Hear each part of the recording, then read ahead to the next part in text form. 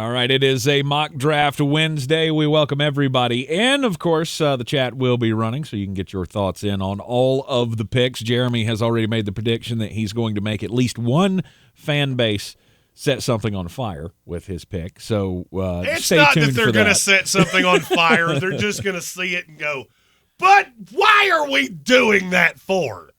We have our first two Super Chats of the day. That we do. Here comes the money. Here we go. Money talk. Here comes the money. Red Sea just simply said, Mock Draft Wednesday. It is Mock Draft Wednesday, and I'm very excited. Here comes the money. Here we go. Money talk. Here comes the money. Soaring Eagle, one of our great Super Chatters of the 2024 season, and I'm sure of the 2025 season, said day one pick for the Denver Broncos, either Colston Loveland, Tyler Warren, or Harold Fannin Jr., or we falafeled up. Well, let me put it to you this way, Denver Bronco fan. You didn't falafel up. I'm not going to tell you any more than that. You'll have to wait until pick 20. Mm-hmm. But I will give you a multiple choice scenario of one of those three fellers does head to the Denver Broncos. All right, let's get into it. We got 32 picks. We got 32 teams to talk about, so time is of the essence. The number one pick in the 2025 NFL Draft belongs to the Tennessee Titans. Cam Ward, quarterback out of Miami. All right, so why would this not be Shedeur Sanders? I don't think you're going to have that choice. You'll also see when we make pick 2 that I don't necessarily think that the team that has the second pick is going to have a lot of say in that either. But I'm not going to lie to you. I don't think Tennessee would take Cam Ward, or I don't think Tennessee would take Shedeur Sanders, even if it wasn't for that. I think they're in love with Cam Ward.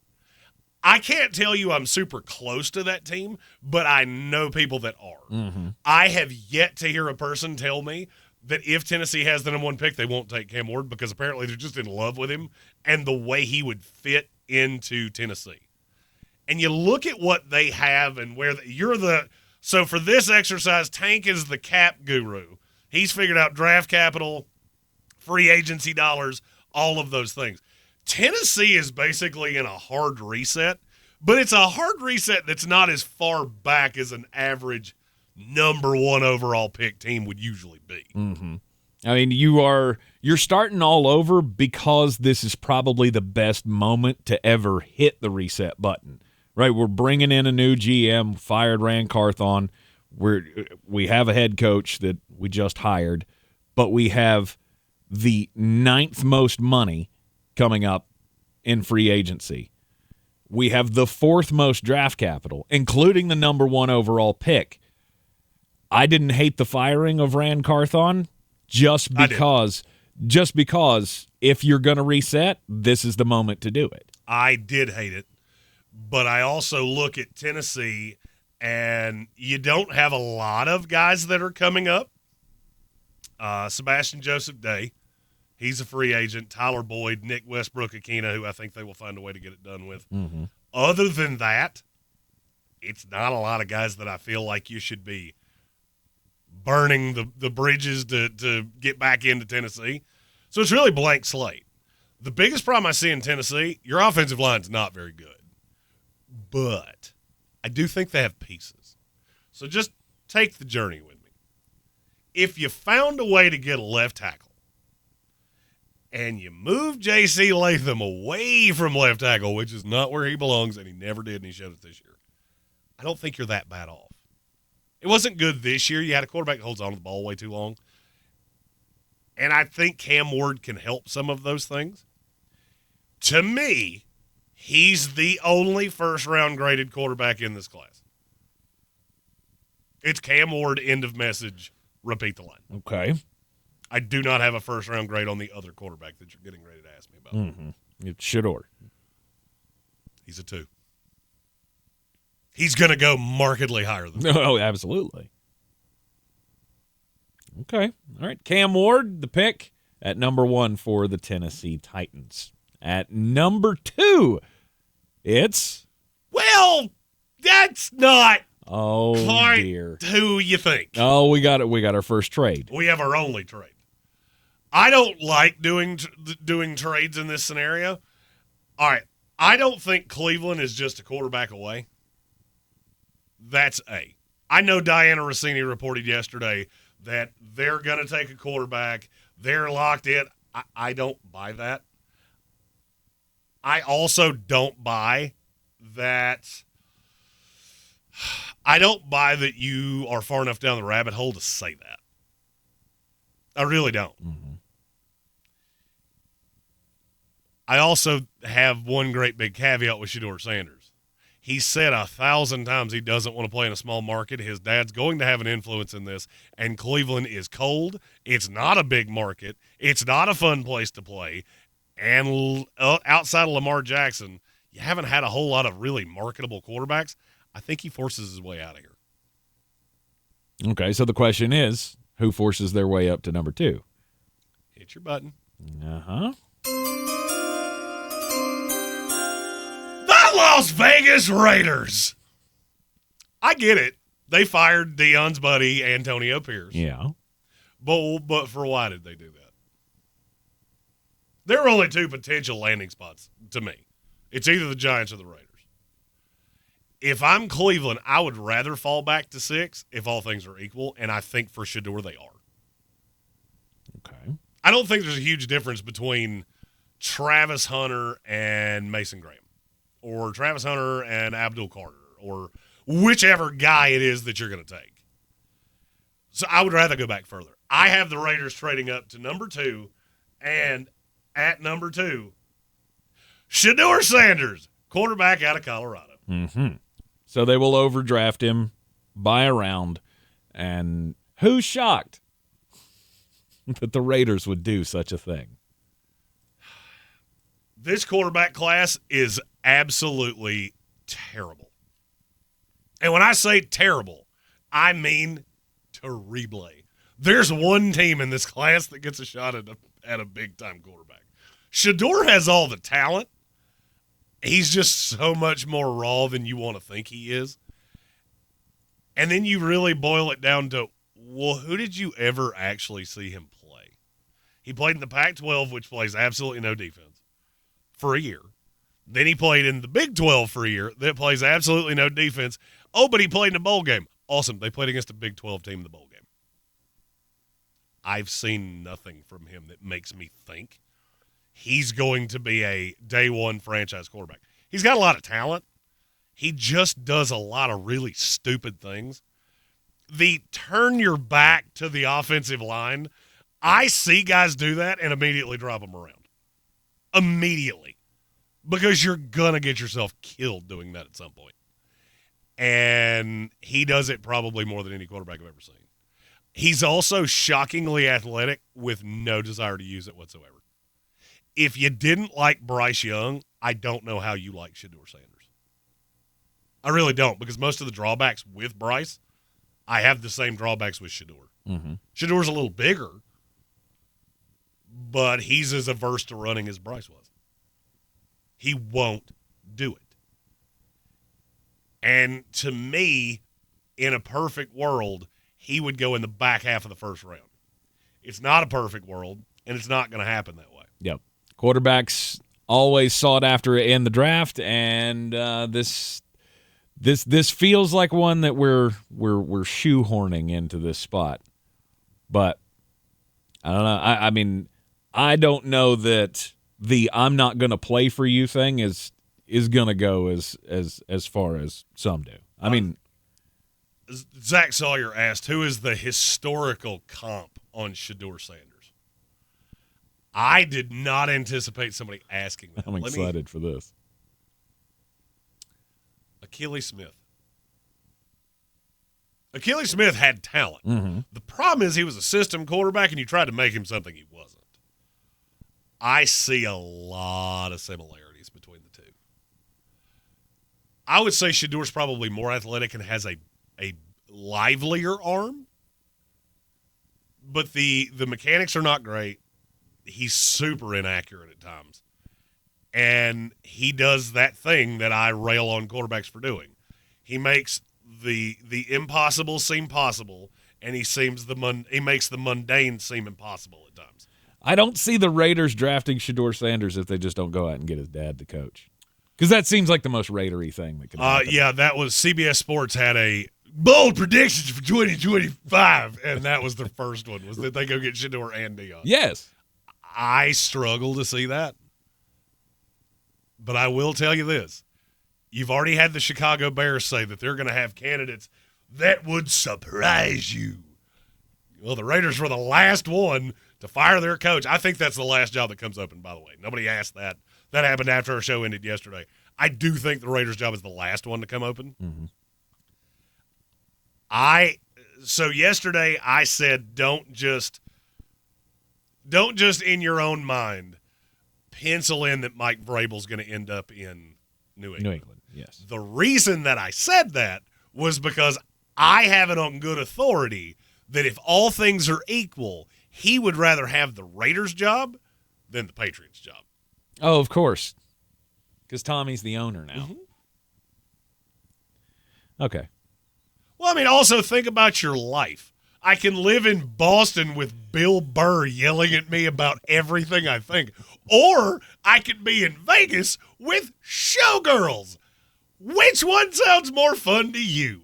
Because it's Vegas to me by a lot. Yeah, Vegas would be more fun. I just feel like I'd have a better chance at winning something in Boston. What has, outside of the Tom Brady era, what has Bob Kraft ever won? Well, I mean, he went to a wasn't Super Bowl. Much of it, right? There were. He bought that team in 1992. So he had it for almost 10 years before. He's had it for 5 years. And he went to a Super Bowl in that and stretch. Lost. Okay. Oh yeah. Whoop-de-doo. He went to a Super Bowl. Awesome. I mean, that's a big deal. You're not wrong. Look at the record in the other years. Oh sure. There's been a lot more 5-11, 7-10 than that one. The Super Bowl's the outlier. Mm-hmm. And I don't necessarily think the Patriot way is the pull on the heartstrings that you think it is. Yep. Did you notice that Mike Vrabel didn't do anything in Tennessee really the Patriot way? The offense didn't look that way. Yeah, they ran. Mm-hmm. They played pretty good defense. Mm-hmm. It didn't look like Bill. And there's reason for that. Okay.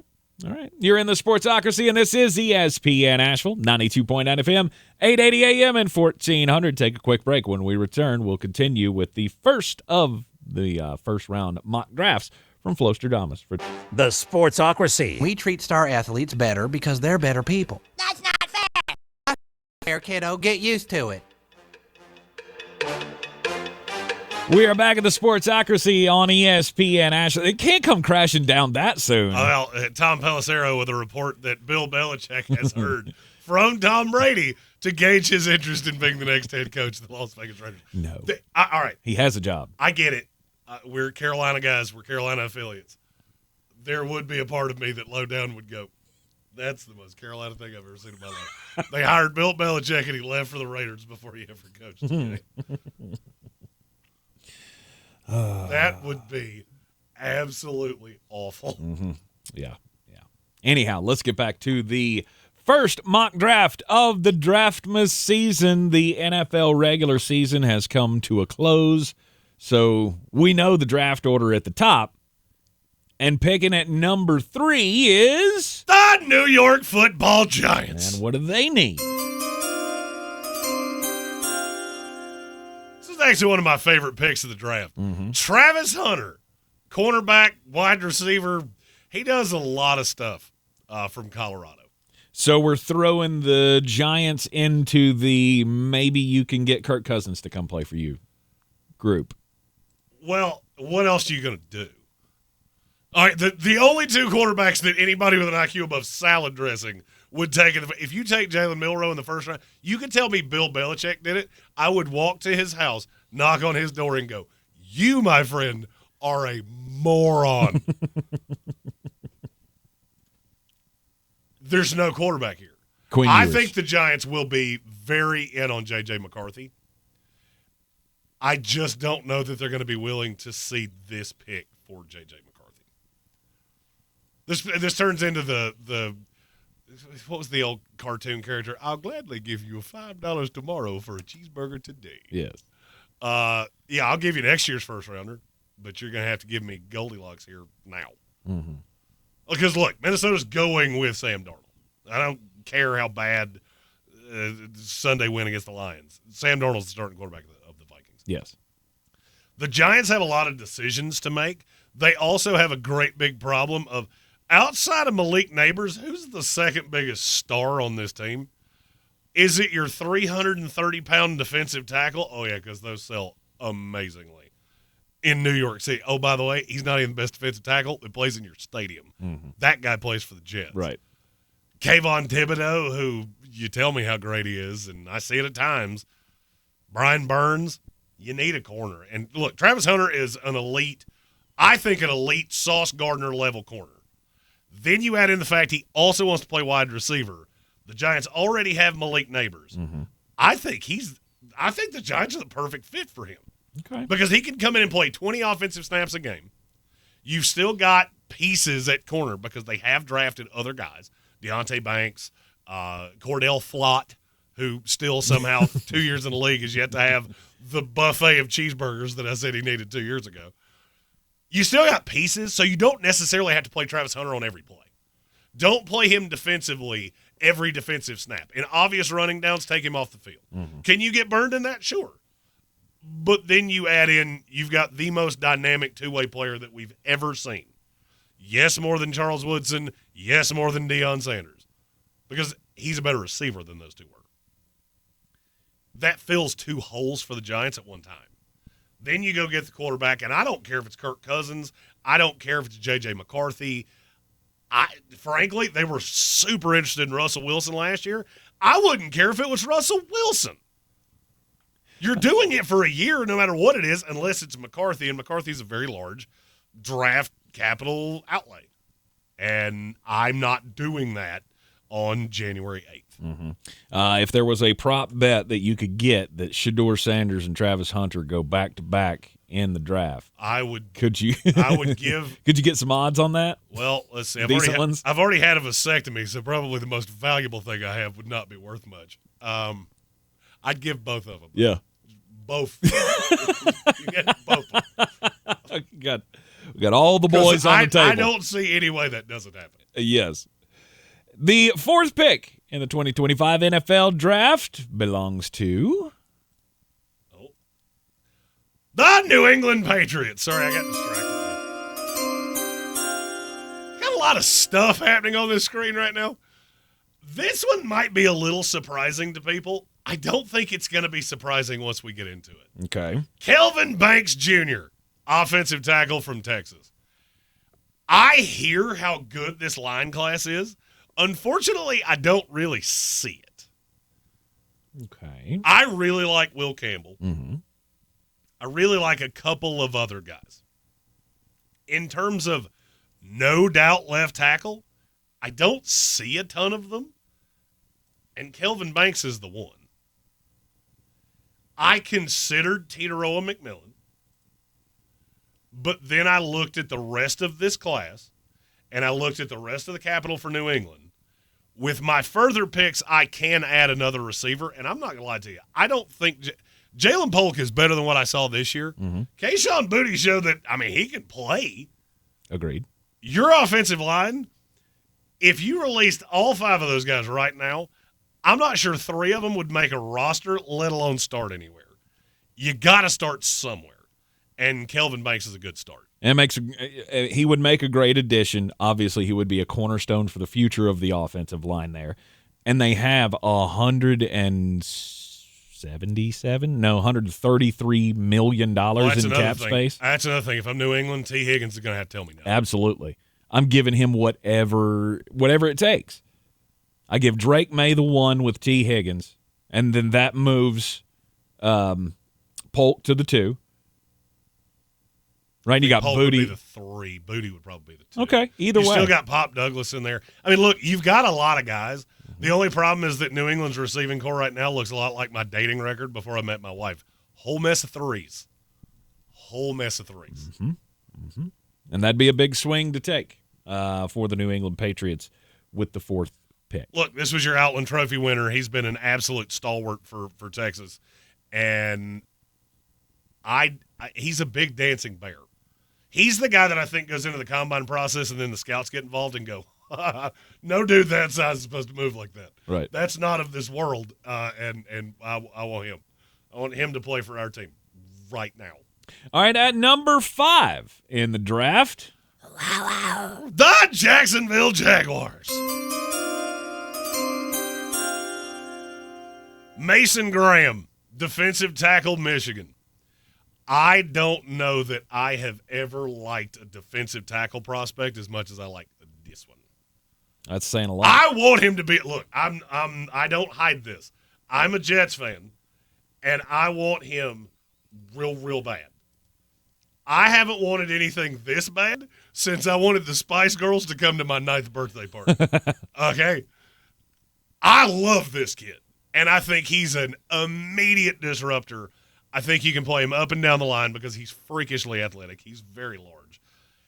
The only knock that I've ever heard on him is there's been so much talent around him that he was kind of allowed to be the star. Mm-hmm. And how would he work outside of that? I mean, look, he had Kenny Grant on the inside of him this year, of which we're going to get to that name pretty soon. I get that, but then you watch him in one-on-ones, and I've never actually seen anybody be able to handle him.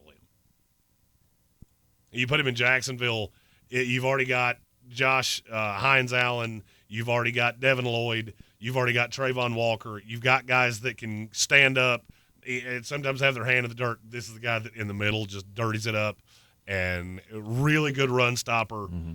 Probably the best combination of run defender and pass rusher that I've seen out of an interior defensive lineman since Quinnen Williams. Now I will be honest about this. The difference was Quinnen Williams was super young and still super raw and still getting better. Mason Graham may be tabbed. I don't care because I'm not sure he's not going to come into as a first-year rookie. You could tell me he made the Pro Bowl, and I wouldn't be shocked. Mm-hmm. Jacksonville screwed this up one time before because they got cute, and they took the raw upside prospect instead of Aiden Hutchinson when they took Trayvon Walker. They will not make that mistake again. Now, I do see the irony that they're taking a Michigan defender that is the safe, pretty much no-doubt star over a couple Georgia guys that are higher upside. Yes, I do see the irony in that. Mm-hmm. It's funny how the draft is just like a big it's names change, stories stay the same. You're in the Sportsocracy, and this is ESPN Asheville 92.9 FM, 880 AM at 1400. Pick number 6 in the first mock draft of the 2025 Draftmas season. Up next.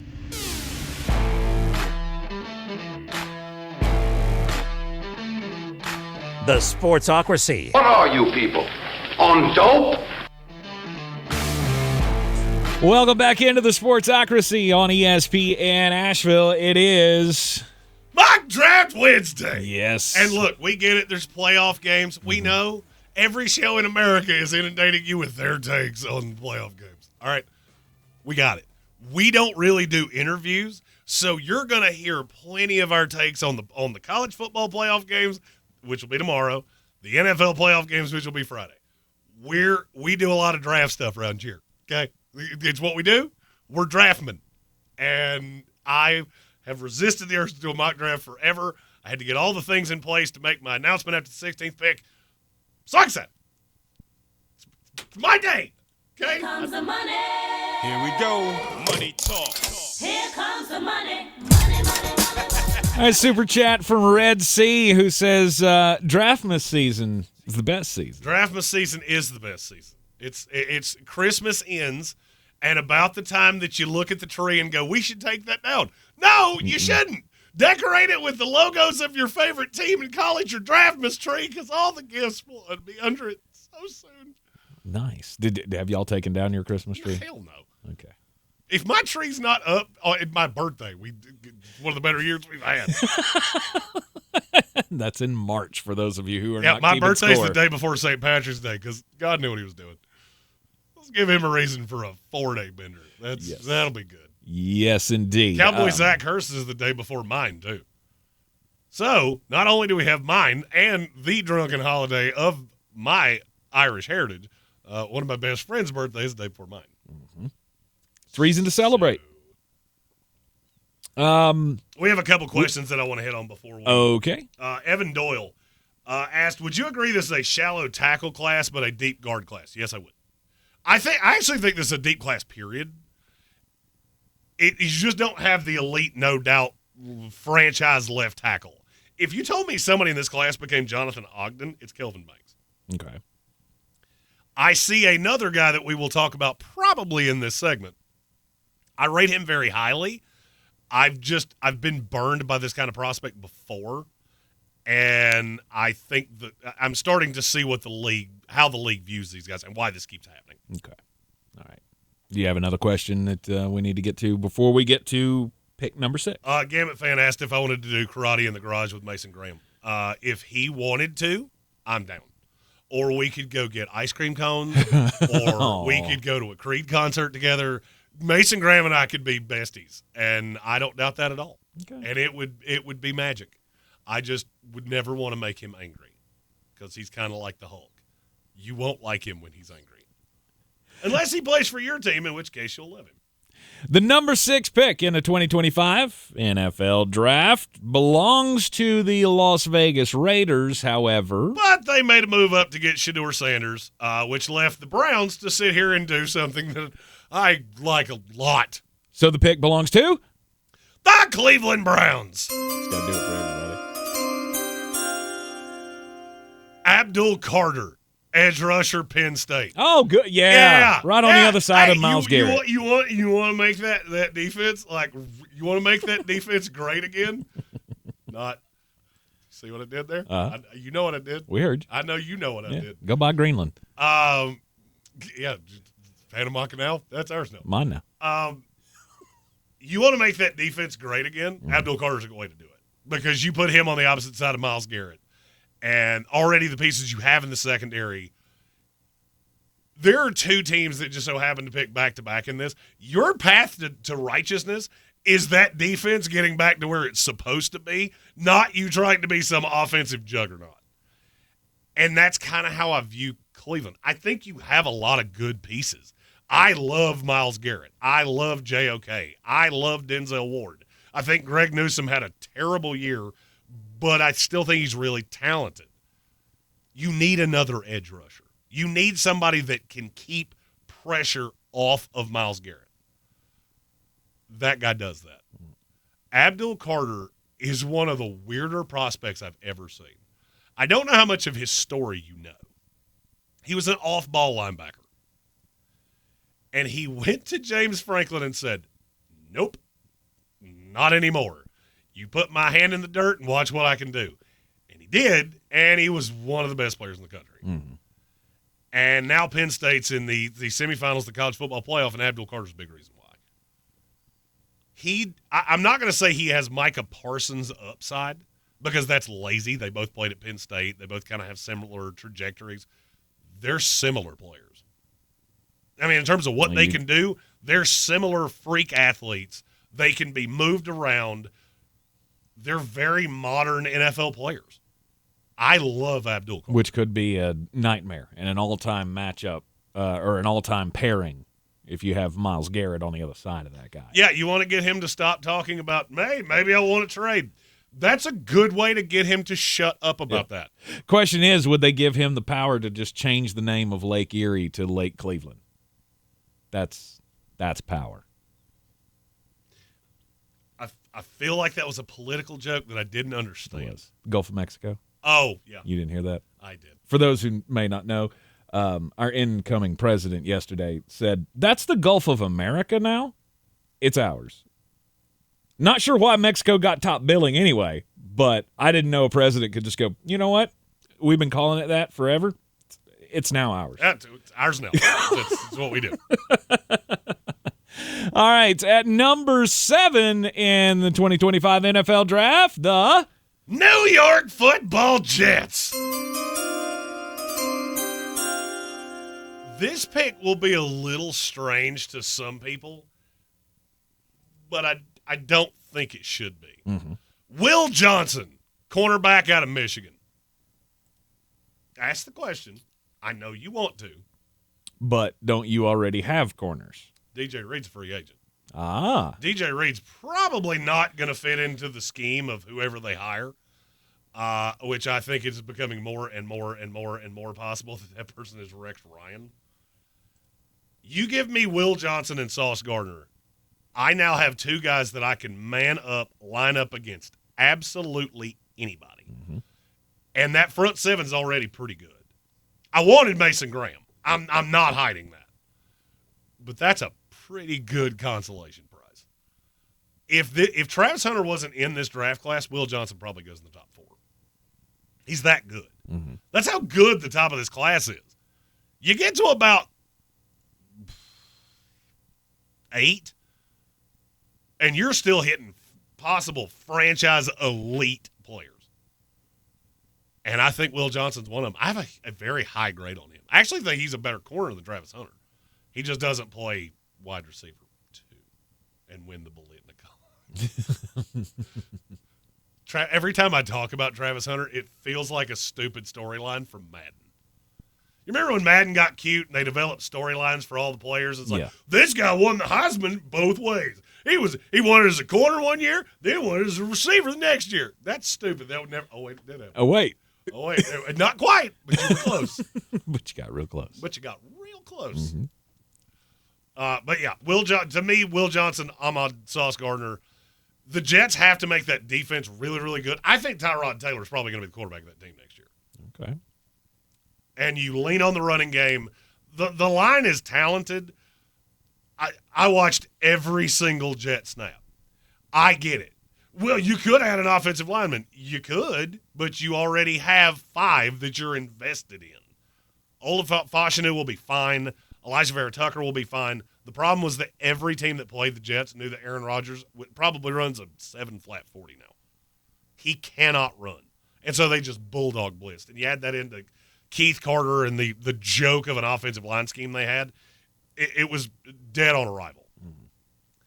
The next coach, I believe, will be fine depending on who it is.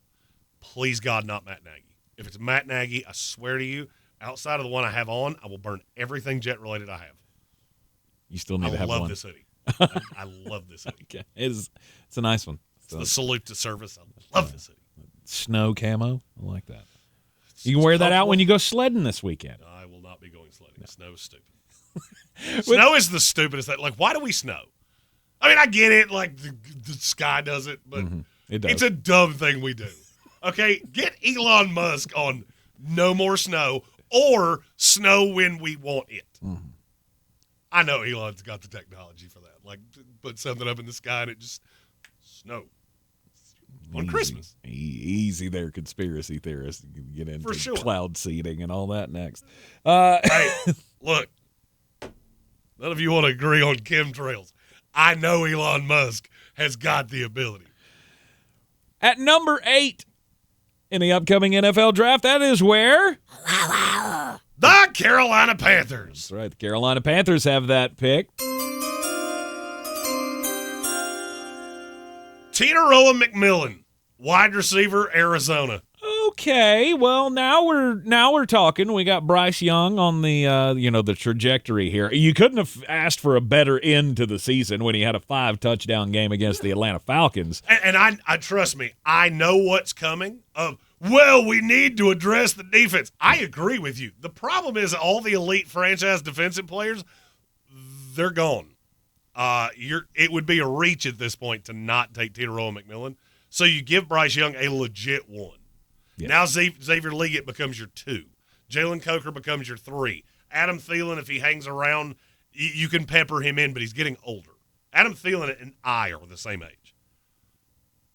I threw my back out getting out of the truck the other day. And I get it. He's in better shape than me. I'm not disputing that. I'm just saying age catches up to everybody. No doubt. And you need a number 1. And how much time has Adam Thielen missed in the last 2 years? It's been a lot. It's been a good bit. Right. So you don't want that, and you want to be able to give Bryce the weapons. Okay. I absolutely hate lazy comps. This one's not a lazy comp. It's just accurate. You want to know what Tito McMillan is? Drake London if he was faster. He's a 6'5" receiver that's probably a full tenth of a second, if not more, faster in the 40 and much more sudden than Drake London. And he's got the same big catch radius, really good hands. He's a freak of nature. You add that to what Carolina already has, the offense will be really good, and then you can just pepper the rest of the draft with defensive players, use your free agency dollars on defensive players. I am not a huge fan. I would love to have Mason Graham with the Panthers as well. Yep. I'm not a huge fan of, hey, let's go draft 7 rookies and plan on them all playing roles on a defense. I want to have 4. But I don't have a pass rusher. I get I it. need one. And there's Nick Scourton and James Pierce and all of these guys that can come off the edge. Why would the Panthers not do that? If you take one of those edge rushers over Tito McMillan, you'll regret it for the next 10 years. Fair enough. You do not bypass a franchise player because you have a need. And there are a lot of pass rushers in this class. What you can get in the second round will be better in terms of sum of all parts because you did get what I think is an elite franchise player. I love Tito McMillan even more than I loved Drake London the year he came out. Wow, that's a lot. Well, I mean, I had Drake London as my number 6 player in that class. Mm-hmm. I like McMillan better. All right, and with the 9th pick in the 2025 NFL Draft. That is the New Orleans Saints with our first Senior Bowl combatant. Combatant. They're going to war now. Okay. Participant, maybe? Don't thesaurus me, you jackal. Nick Skirton, edge rusher out of Texas A&M. Mm-hmm. Now, Skirt. I get that somebody's going to ask the question, well, why was it okay for the Saints, but it wasn't okay for the Panthers? A, you have Cam Jordan in New Orleans. Carolina doesn't. I believe Nick Skirton's path in the NFL, I want him to be Cam Jordan. Why would I not put him on the opposite side of that guy and just everything you could possibly teach him? Mm-hmm. There are 2 different guys in this class. They're both edge rushers. They're big enough to play on the inside. They're fleet of foot enough to play on the outside, and they're really hard to judge. The thing about Skirton is the tape just jumps off to me. I think probably his best fit is playing 3-4 defensive end, but that's not happening. He's not going to fall far enough to a team that would want to use him there exclusively. He's going to end up playing on the outside. And so I look at a team in New Orleans that's had pretty good history of doing that with guys. Where New Orleans got in trouble is when they started trying to go the Marcus Davenport route of, hey, let's go get a thin guy that's really fast off the edge. We have a few of those, and most of them are coming off within the next 10 picks.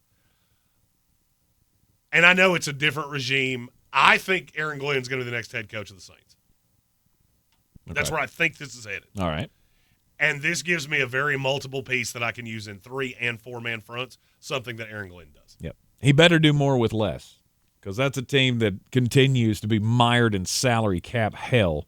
1 more year. And they're going into this one $78 million in the hole. Yeah, the Saints are – it's almost like, if you get on the wrong side of the federal government and they keep leaning tax levies against you, how am I ever supposed to get out of this?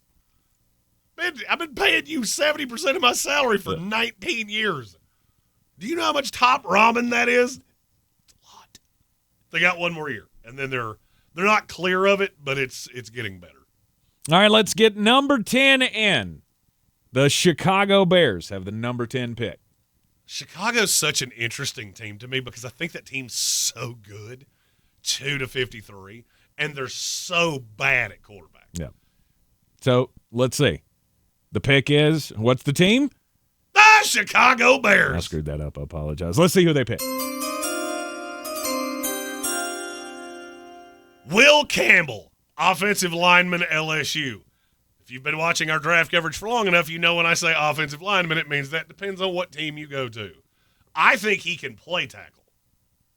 Some people don't. Some people think he is specifically a guard. Mm-hmm. I listed him as a guard. I'm not sure in Chicago that he wouldn't be a left tackle. Now, I have a theory that I've developed over countless years of doing this. I call this the Dan Moore theory. Dan Moore has played left tackle for the Pittsburgh Steelers for no less than 4 years. We had the chance to have Dan Moore on our draft coverage that year. I didn't do it because I thought he was a guard. No one will ever know that name ever. I have regretted that ever since. Because depending on who the offensive line coach is, there's going to be a team that views him as a left tackle.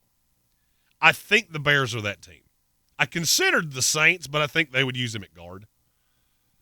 Will Campbell's probably the most talented player in this class, not named Mason Graham or Travis Hunter.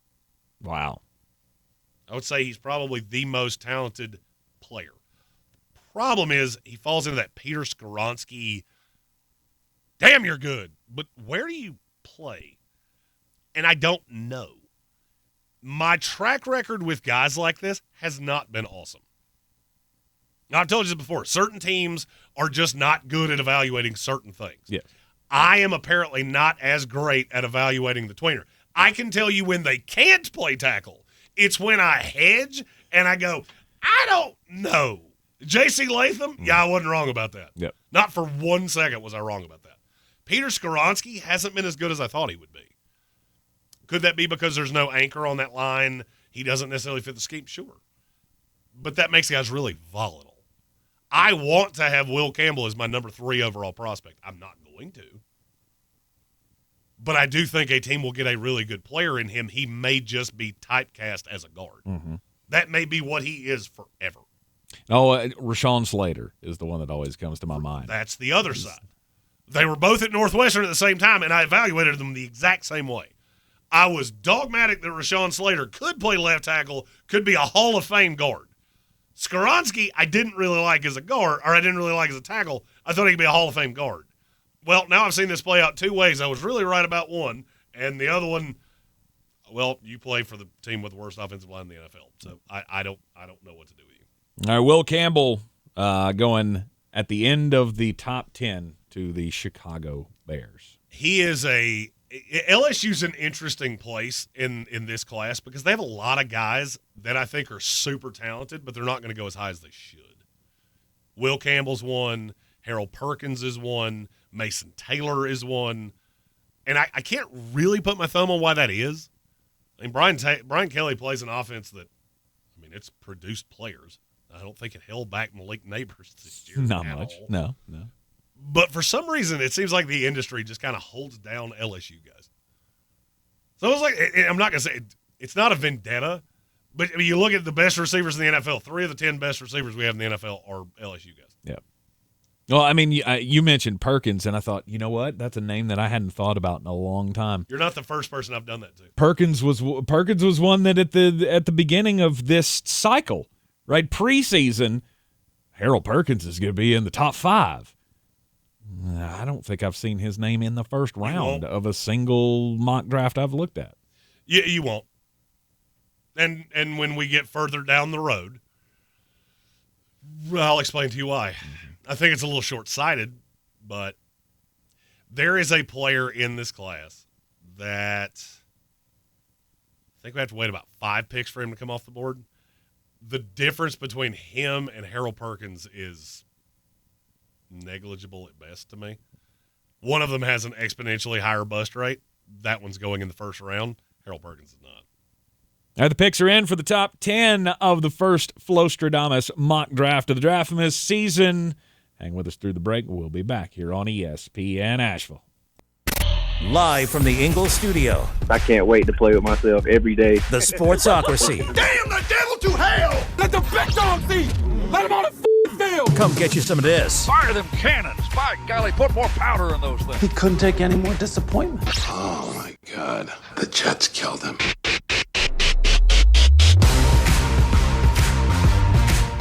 It is ESPN Asheville 92.9 FM, 880 AM, and 1400. The Sportsocracy is heard everywhere you go on the iHeartRadio app, and you can watch us live in the Ingalls studio on YouTube. Just go to thesportsocracy.com, click the live video link, subscribe to the channel, and that way you can join us in the YouTube chat. Also, don't forget to follow us on all the social medias at The Sportsocracy. It is a Mock Draft Wednesday. It's the first mock draft of the Draftmas season from our very own at ESPN Draft Nerd, Jeremy Green. It is what I do best. Yes, Which it is is. not saying much because I don't do many things good.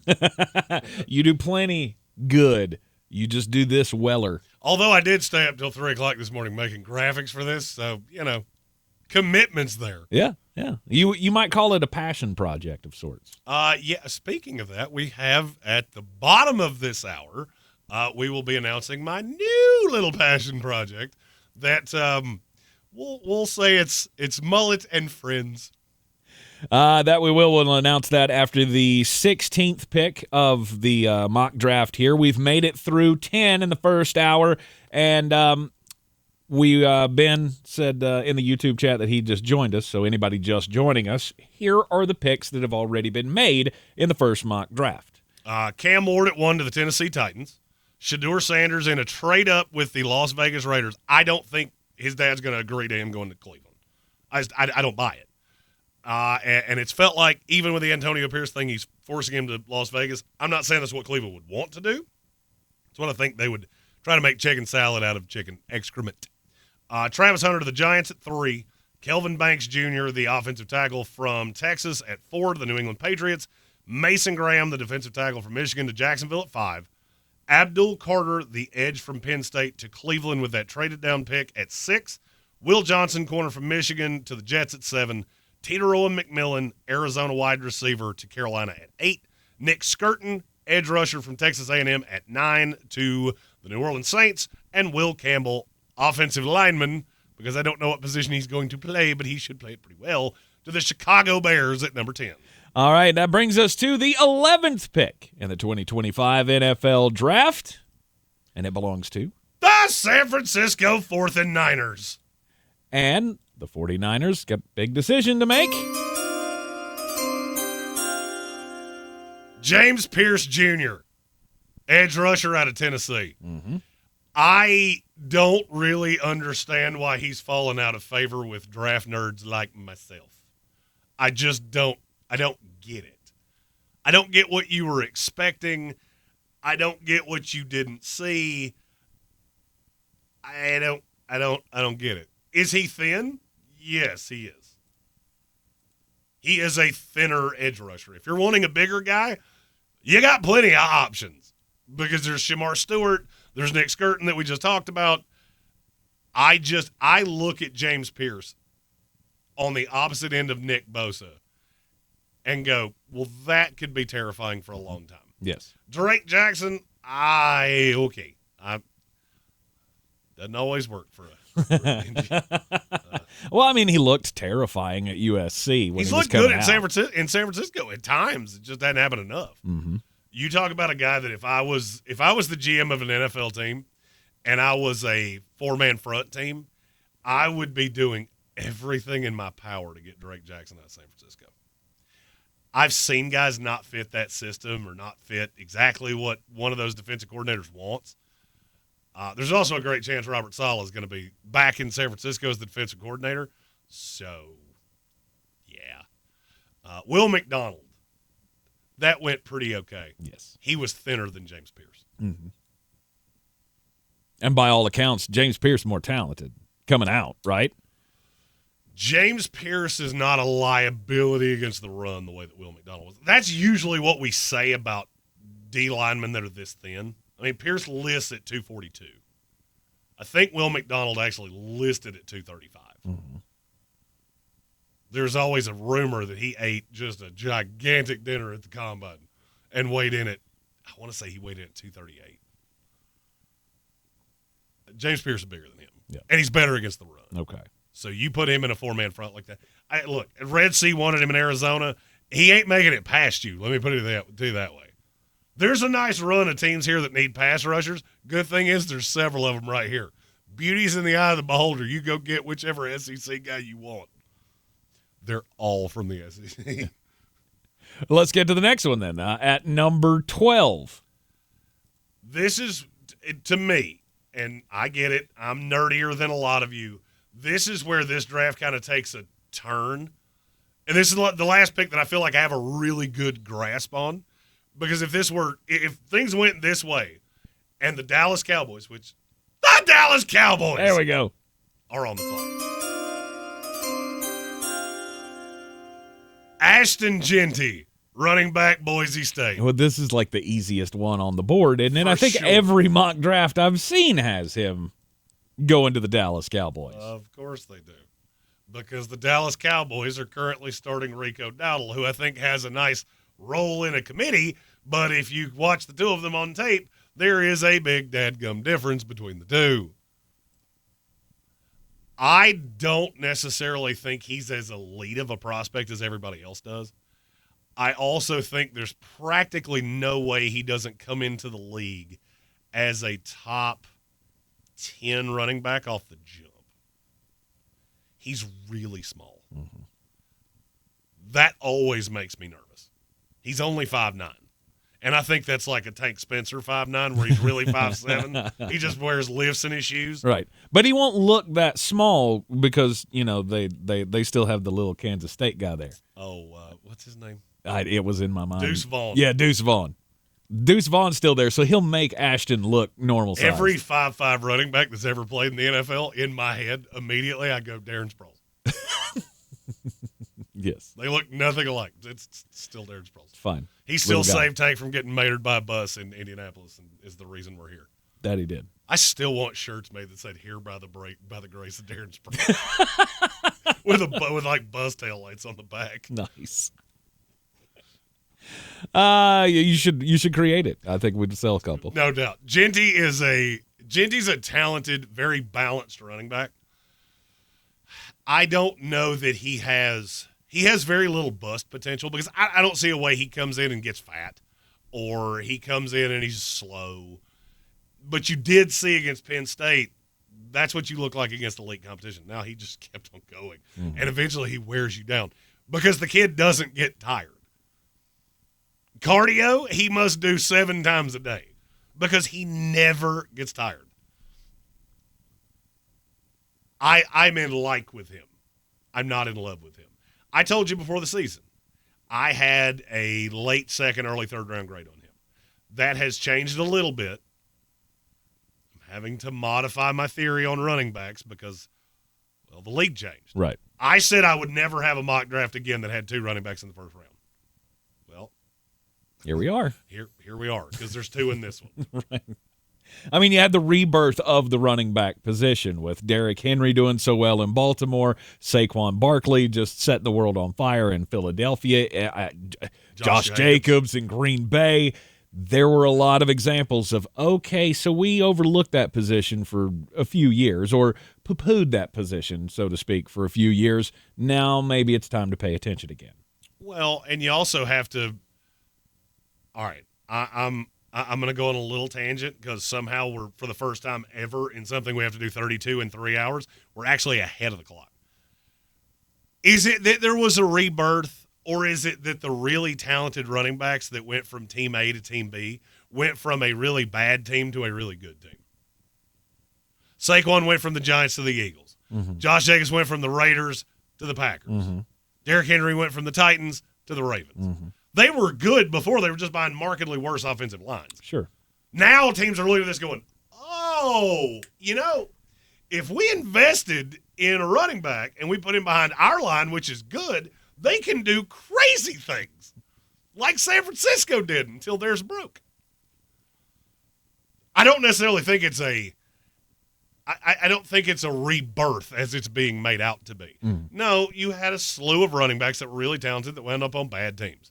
Running backs on bad teams are always going to get held down to a point because you're always behind. There was a time the 5 best running backs in the NFL were all on bad teams. Yes. And when you could be special on a bad team, shocker of shockers, what happens when you go to a good team. And also you had value in the running backs because everybody devalued them. Mm-hmm. So all the smart teams went, hey, let's throw our little bit of shekels because we have all these guys to pay. We'll throw it at the running back, and that guy will come here and be a star.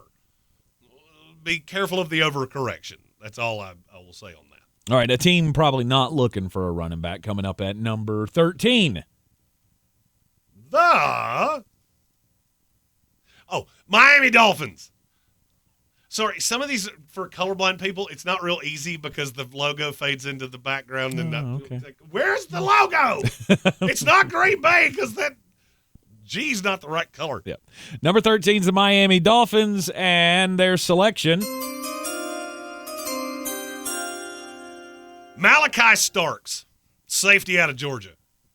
All right, now do they hang on to Javon Holland? I don't care. Well, I mean, Malachi's good on his own. Mm-hmm. If you're telling me they're going to marry the two together, that could be a special secondary.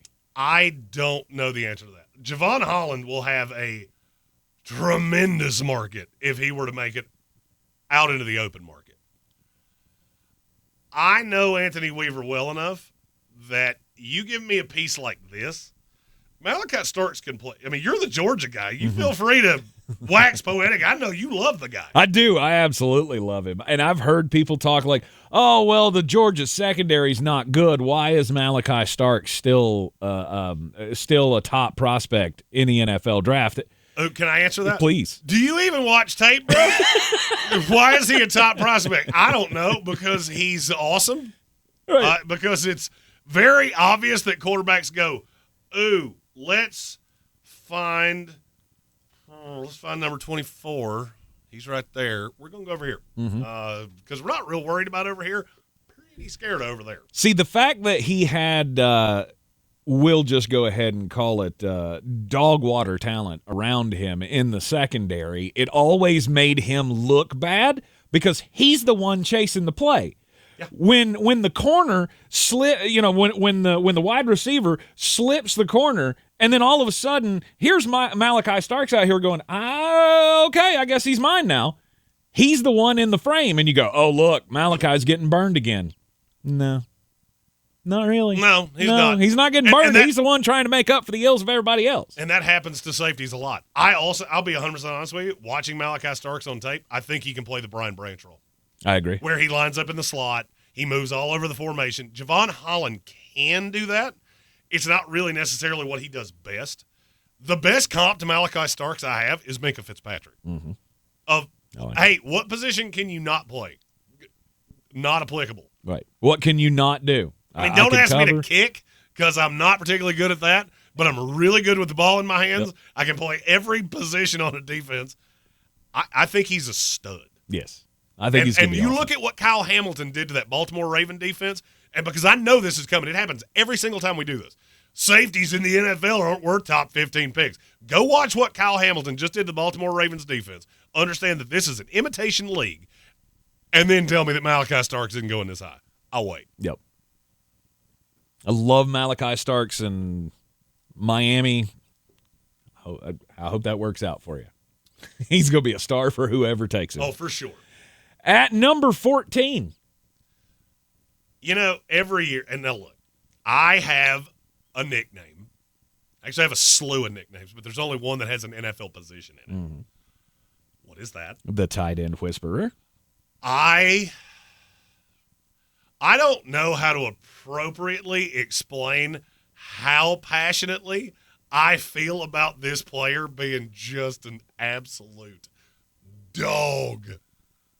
Number 14 is the Indianapolis Colts. Tyler Warren, tight end out of Penn State. Do you understand he threw 14 passes for Penn State this year? Good for him. That's not bad. He's super athletic, 6'6", 260, runs like a gazelle. He's always open. And what is the best friend of a mediocre, inaccurate quarterback?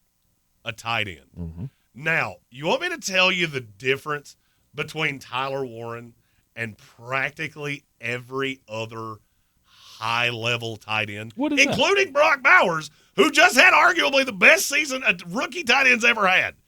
Let me tell you the difference between all of them and Tyler Warren. He will knock your head clean off your shoulders as a blocker. I haven't seen a guy like this in many, many years. Kyle Pitts couldn't block me. Mm-hmm. Brock Bowers, he wasn't asked to block much. He was a willing blocker, which is the dumbest phrase we use. Well, I mean, when you're the number one wide receiver for Why your would I have team, you blocking? exactly. I'm not wasting you in the blocking game. Tyler Warren was used on wham blocks in the run game and decapitated linebackers. I love watching him. You know how you said that every mock you see has Ashton Genty going to the Cowboys? Yes. I believe you're going to have every one of them having Tyler Warren going to the Colts very soon. Because it's not going to take long for people to watch the tape on Tyler Warren. He was the Mackey Award winner, but he was still kind of nondescript. And there are a lot of this is the best tight end class I've ever evaluated, and it's not even close. You're going to have 3, maybe 4 go in the top 50. 3 definitively. You're going to have 2 go in the top 20-ish picks. That's a lot. That may devalue him a little bit, but it shouldn't.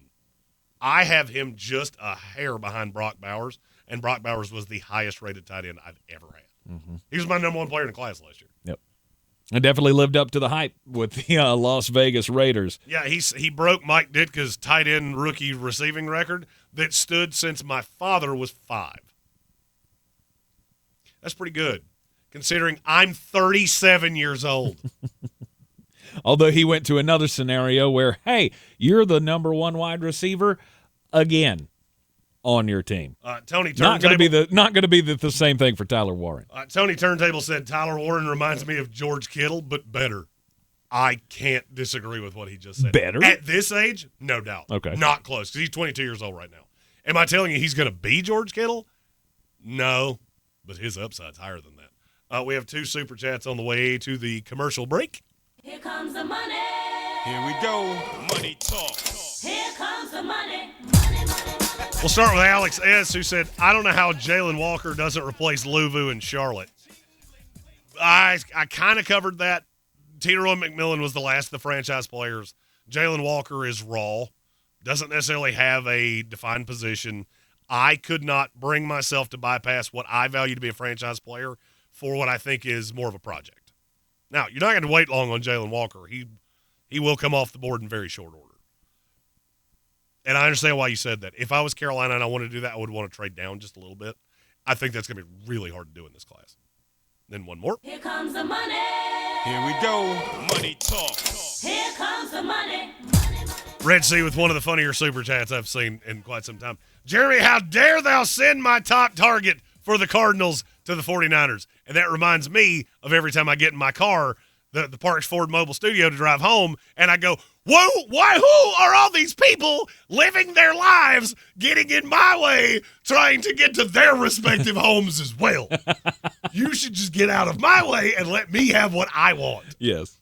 In a perfect world, that's the way it would go.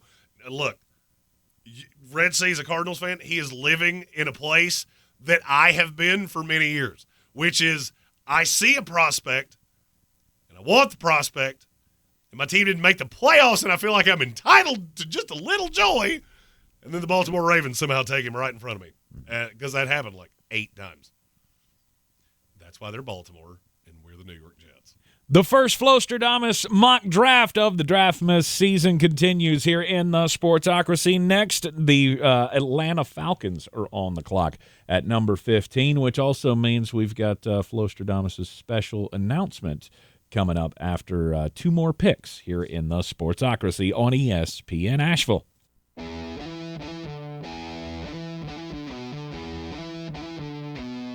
The Sportsocracy. That is some good, clean family fun there, eh, Cot? We are back in the Sportsocracy on ESPN Asheville, coming to you live from the Ingles studio, and it is the first mock draft of the Draftmas season from at ESPN Draft Nerd. Jeremy Green doing the deep dive here at number 15. I told you weren't going to have to wait long for this guy. The Atlanta Falcons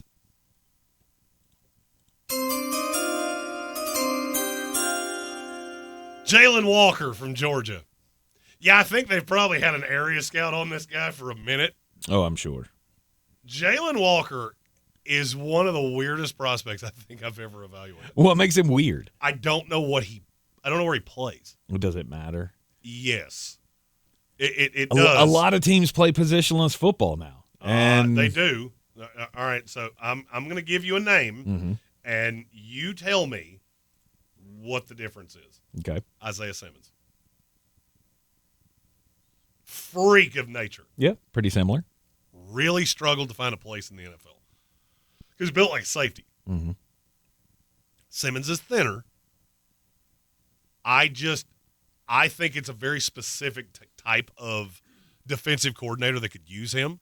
Raheem Morris is one of those guys. I could see a path that he bulks up and plays 3-4 edge. I see a path that he plays 4-3 off-ball linebacker. I see a path that he does a lot of things. I've been burned by this before. And guys like this make me super nervous. When they hit, they're great. When they miss, you look like a moron. Because it's one of those things that, why did you not see that? Why did you not see that he does a lot of things well, but he did a lot of things at Georgia well, just kind of moving around the defense, doing all kinds of things. That's not really how the NFL works. This is the best of the best of the best of the best. You have to have a set of skills and a personal knowledge of the position that you play. Just spinning a guy around in circles is really hard to do. All of that said, he's such an absolute freak of nature that I know he's going in the top 15. It's just hard for me to put him higher than that right now. I would love for him to come out and say, this is the position that I feel comfortable playing. I considered him with the San Francisco 49ers because losing Dre Greenlaw this past year was such a big deal for that defense, and I think he could be possibly the best linebacker they've ever had, outside of Patrick Willis.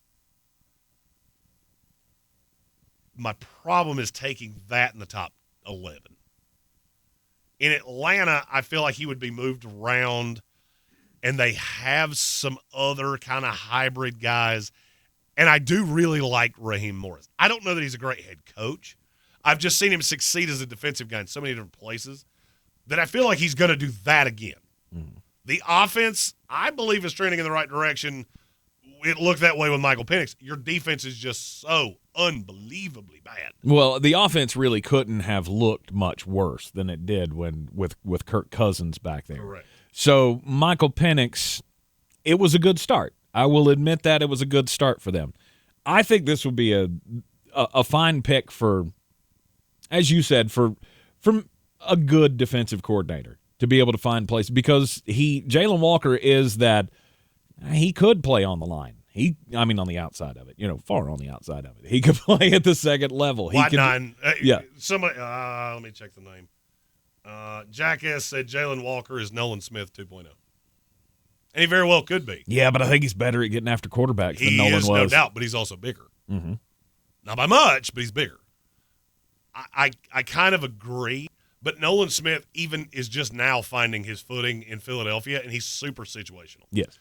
A Philadelphia roster that, by the way, I've never had a harder time figuring out. What position do I give Philadelphia? Because you have a young player at all of them. The teams that are going to take Jalen Walker, they don't have that problem because he's not going to fall that far.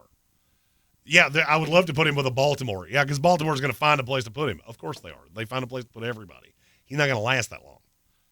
I'm not going to lie. I feel kind of the same way about the next guy that goes, and I'm already apologizing to Red Sea because I know he doesn't like this guy. Oh, at number 16, that means it is time for the Arizona Cardinals. Mikael Williams, edge rusher out of Georgia. Red Sea just hates him. Why? I don't really know. Please, I can't really figure that out. I think he's a perfect fit for Arizona. I just never thought he was going to get there. Arizona, to me, fell into a perfect spot because I can tell you practically definitively one of these handful of edge rushers is going to fall in your lap. The first time we did this, it was Nick Skirton. I don't see that happening now. Because you got two Georgia guys that I see so similarly because they're such freak athletes. But they are raw. I mean, I think you even the Georgia homer can admit that. Absolutely. But it is the raw talent that you could see that is moldable in him. And, while he has had the best defensive coaches in the country working with him over the last few years at Georgia, still a lot more that he can learn, and there's a lot more body that he can grow into too, I feel like. I feel like there is more that he can put on that, and he could be an absolute beast a few years from now. I agree. I think he could be the best edge rusher in this class. He has the highest high side. The only thing that would scare me is he has the lowest floor. Because he could be like Trayvon Walker, who spends 2 years basically irrelevant outside of some burst plays. Mm-hmm.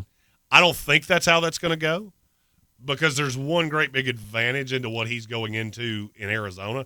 I feel like Arizona has a structure. And you've got Darius Robinson, who will be healthy next year, that can handle a lot of those 3-4 DN guys are a lot like air traffic controllers of you're just letting the planes get to where they're trying to get to. I really like this kid. Red Sea has responded in Super Chat form, which is one of many reasons that we love him. Here comes the money. Here we go. Money talk. Here comes the money. Money, money. I said about Mikael Williams, he's a raw prospect who I feel needs some time to really contribute, would be coming into a team that would both ask him and need him to be the best edge guy immediately. I don't dispute anything you just said. The problem is you're picking at 16, and I don't feel like you're going to trade up. No. I would love James Pierce to be the guy that fell to them. And he might. Not everybody likes him as much as I do. So if you're telling me that San Francisco fell in love with Mikael Williams or Jalen Walker instead of James Pierce, and all of these things got jumbled, I can't tell you you're wrong.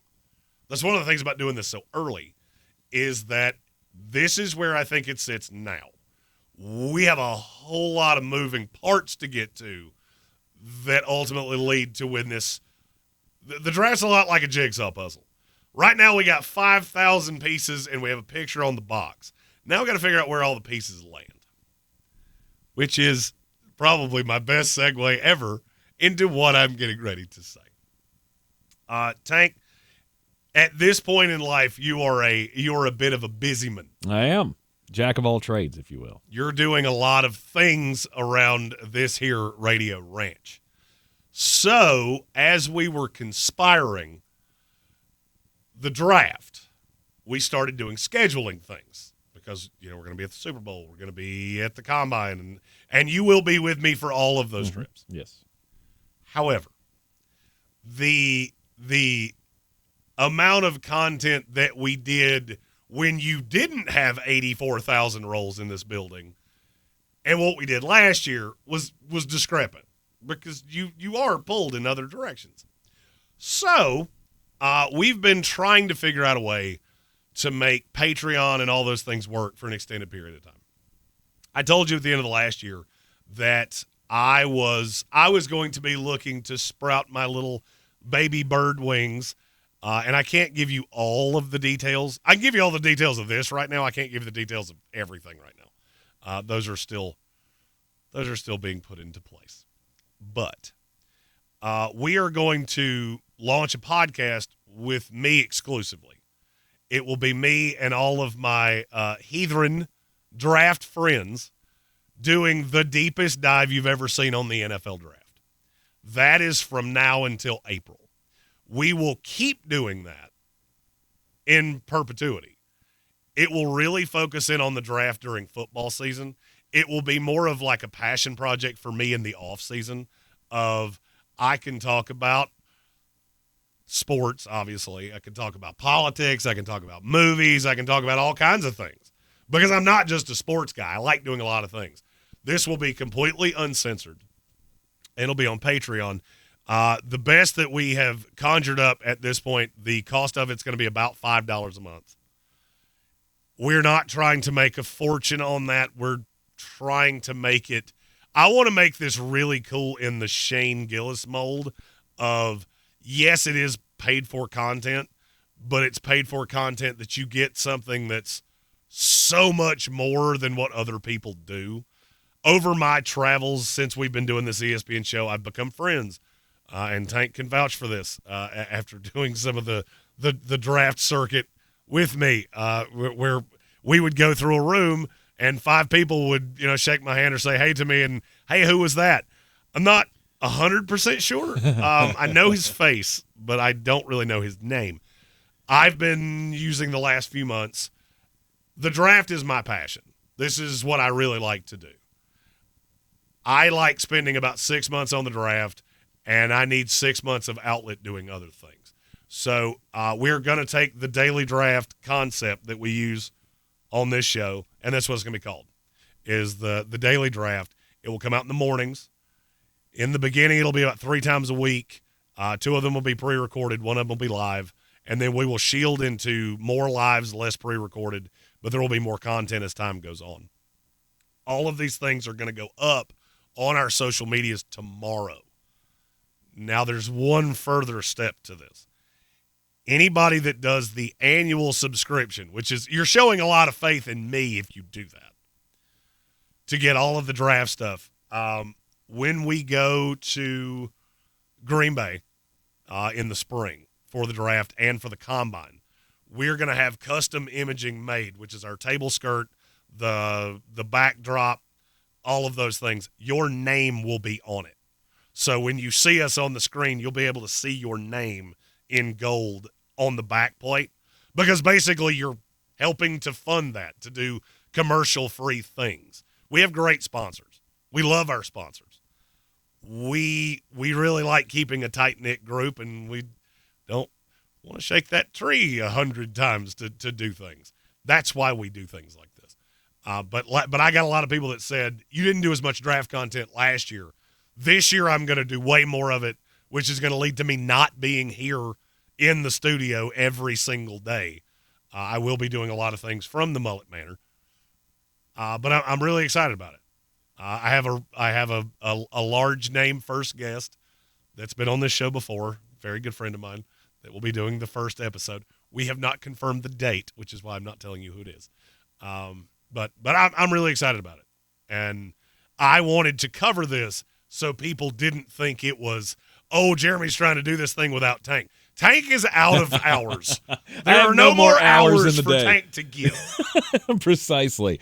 And it's going to be awesome. And I love letting you roll and do all of your drafty things, because you're just better at it, right? You're better at it. You're more versed in the draft.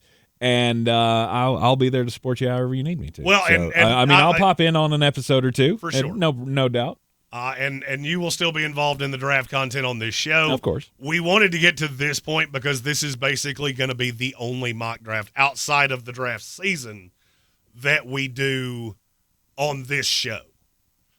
We saw some of the comments earlier of, why are you doing a mock draft before the season even ends? Well, we were trying to get to this point to tell you that. Exactly. We're not making a clear delineation, but the draft content is going to go to one central place. It'll all make sense in about 24 hours when you see all of these things. They're going to have their own pages, their own things. And I'm really excited. Look, at the net root of it, I'm a draft guy. And I had, after the flood, I had kind of a weird come to Jesus of, man, I didn't, kind of strayed from my mission here. My mission statement got strayed from. Yep. And I still want to do all those things, but I really want to recalibrate myself to. We got a lot of people that have followed us for a long time for draft stuff, and I want you to be able to have that. Yep. Just time to focus in, dig down deep on the 2025 NFL draft class. The first mock draft, though, will continue right here on ESPN Asheville and the YouTubes right after this.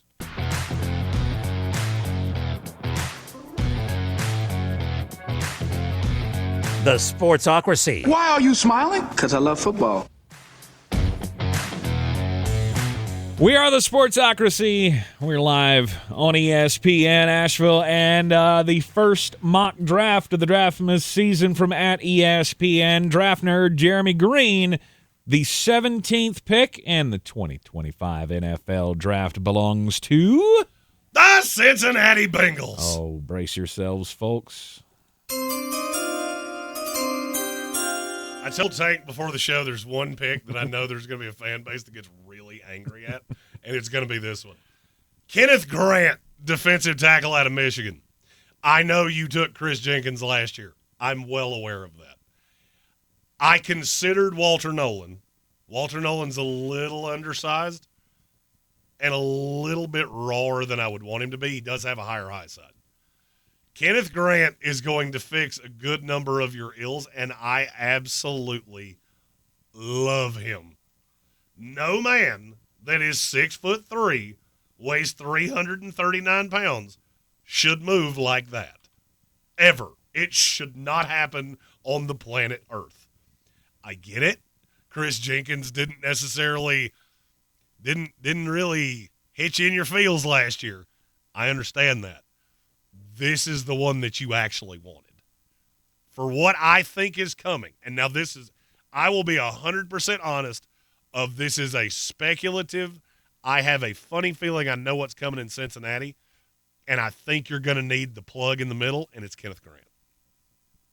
I'm looking at the talent on this team and how I evaluated them all, and how I would be thinking if I was trying to hire a defensive coordinator, and it would be, we're going to have some three-man front. We're going to have some Chris Jenkins playing end. We're going to have some Trey Hendrickson with his standing up. I got to be able to improve defensively, and I think this is how you do it. It all starts on the defensive line. Well, you got to have somebody that can get push up the middle. They don't have anybody. Right. Now, losing DJ Reader, did you notice that without him, your defense was not nearly as good as it used to be? The best comp I have on Kenneth Grant is he is a much better version of DJ Reader. Okay. All right. So no offensive weapon there. I think they're re-signing T. Higgins. Oh, okay. I mean, I think after you saw what he could do in that kind of disjointed sample size, you can't let him walk out the door. I mean, you might have some hurt feelings, and yeah, it's not great that you're going to have to pay two receivers high-end wide receiver money. But, I mean, it's not like you're going to turn into a defensive juggernaut. Yep. I don't care if you bring in Robert Saleh to be the defensive coordinator. You're not going to all of a sudden become a great defensive team. You're going to be a passable defensive team with an offense that can track meet you. I did consider a tight end, but I should also specify, in this scenario, they re-signed Mike Gesicki. If they didn't, then Colston Loveland would definitely be worth talking about. I was going to say that's the one that's the Michigan player that I'd have my eye on for the Cincinnati Bengals. I don't know that it's going to cost you all that much to get Mike Gesicki back. Why would you not do both? Why would you not bring both in? Rookie tight ends, there's a learning curve that happens. Gambit fan, I'm not going to lie. This is one of the many reasons that I like that feller. Burrow really likes Eric All. I that went into the mind brain too. Okay. I like your two tight end idea. I think it's Gesicki and All, not Loveland and Gesicki. Those two do very similar things. Mm-hmm. I like the dynamic between Gesicki and All. He got hurt this year, and injuries are a huge issue with him. But I think bringing back Gesicki lets you use him in a more specialized role. All right, let's go to number 18. That pick belonging to the Seattle Seahawks. Oh, excuse me.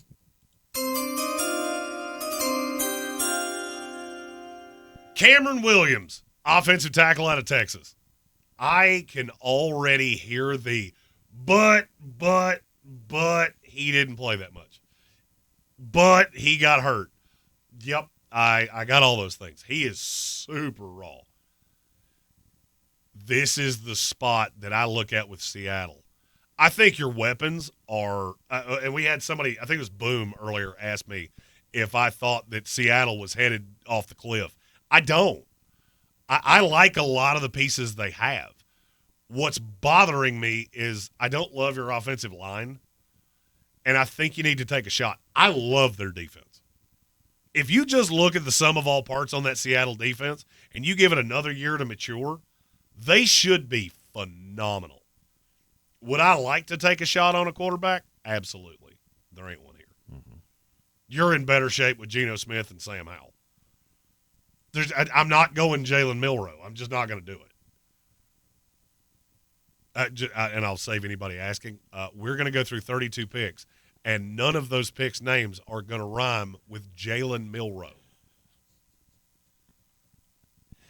Seattle Seahawks, Cameron Williams, tackle out of Texas. He projects as a right tackle. They already have Charles Cross, who, in spite of some ills, I still think is the left tackle of the future. I believed in Abram Lucas. I don't believe in Abram Lucas at this point the way that I did. I think you need but now here's the caveat to that. I believe the bringing Cameron Williams along, you can do it much the way the Pittsburgh Steelers did with Broderick Jones. He doesn't start off the jump because you can have Abraham Lucas over there. Mm-hmm. And you bring him along with the intention of making the switch sometime about midseason, then he just takes over the right tackle spot. And Abraham Lucas becomes a swing tackle. You might even move him to guard. I remember when he came out, there were people that thought he would have to slide into guard. I don't know about that. I don't know what Seattle's done.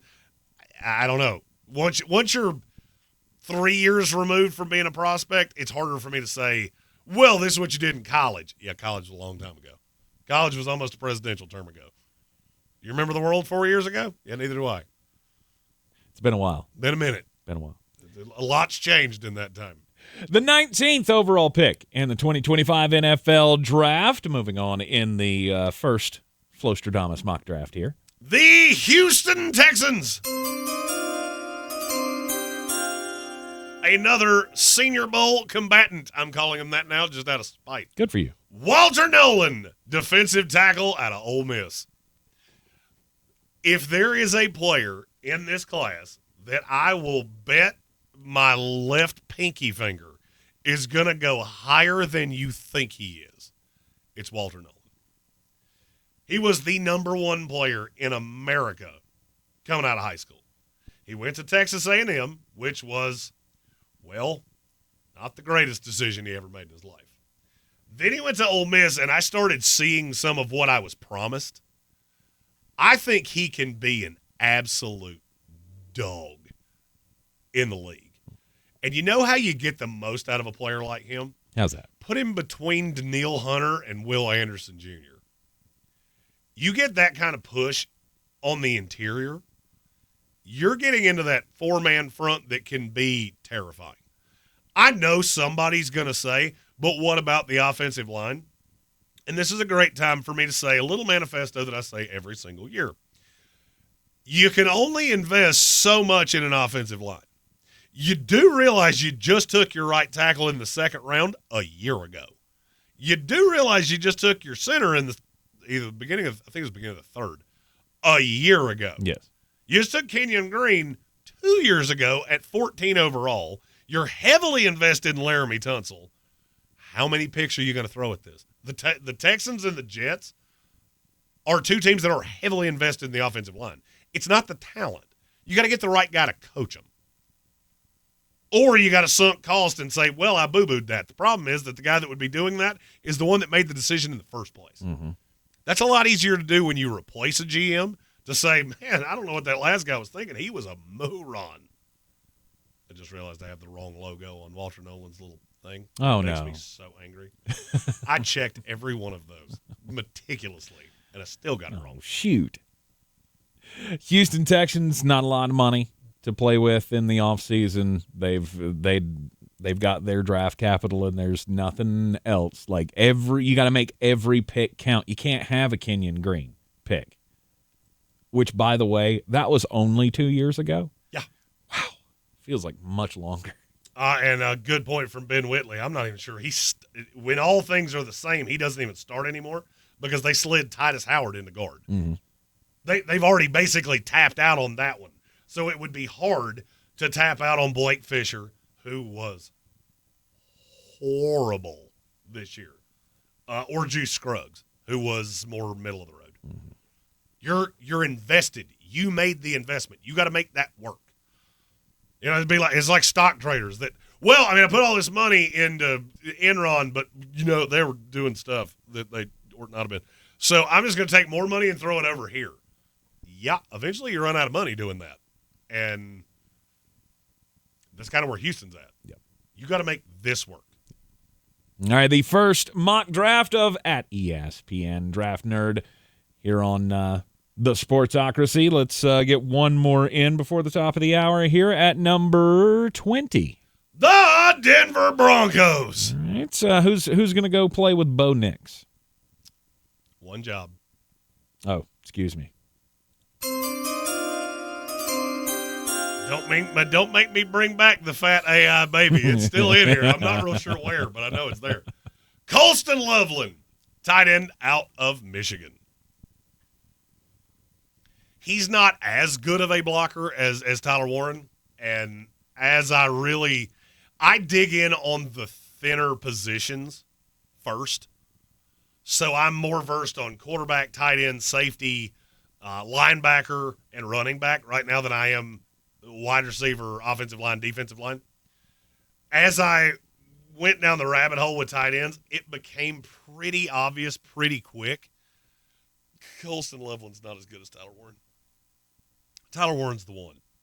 Colston Loveland is a phenomenal consolation prize. I do not have Harold Fannin in the first round, but he's pretty close. That's the kid out of Bowling Green. Mm-hmm. That he was actually the leading tight end receiver in the country this year. But he's not far out of the first round. This is a really good tight end class. And I look at what Denver's doing. Look, Cortland Sutton's played like a one. Marvin Mims has been one of the best deep threat receivers in the league. He just hadn't done it enough. And then Devin Vele he's good at football. Yeah. He's a 27-year-old rookie, but he's really good at football. Great awareness to pluck him out of off the ground. Well, I mean, for touchdowns. It does help when Sean Payton goes, "Hey, that dude has an 11-year-old kid. I want him to come be a rookie on my team. Taysom Hill. Seen you do this before." Mm-hmm. Yep. I don't necessarily know that the investment's going to be at receiver. I think it's going to be at tight end because they do not have one of those right now. I mean, you can chuck Adam Troutman out there as much as you want to. Greg Dulcich got bounced around the league like a bouncy ball because Sean Payton, he didn't fit what Sean Payton wanted to do. Colston Loveland does. And I think that will allow you to get the most out of Bo Nix. Could help his completion percentage. Although he doesn't really need much help in that scenario. No, what would be nice is if you would get Marvin Mims on the field just a little bit more. So the fact that practically every time he goes deep, something really good happens, you should do that more. Like a lot more. You're in the Sportsocracy. This is ESPN Asheville. The mock draft, first one of the Draftmas season, continues after the top of the hour. Live from the Ingalls studio, I can't wait to play with myself every day. the Sportsocracy. Damn the devil to hell! Let the big dogs eat! Let them on the field! Come get you some of this. Fire them cannons. By golly, put more powder in those things. He couldn't take any more disappointment. Oh my God. The Jets killed him.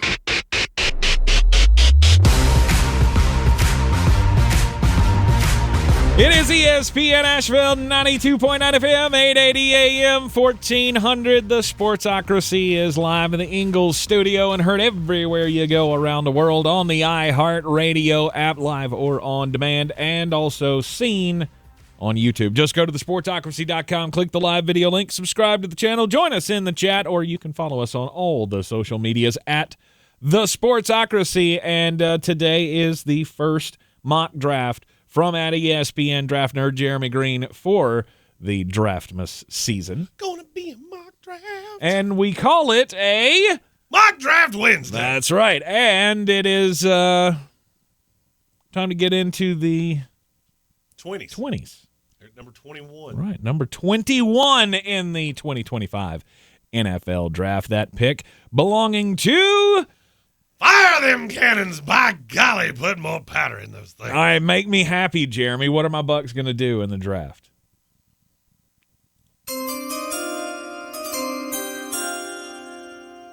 Siobhan Ravel Jr., cornerback out of East Carolina. Okay, I can dig it. It's a little smaller school. You may not be familiar with him, but I have seen this kid play a couple of times over the last couple of years, and he is real good.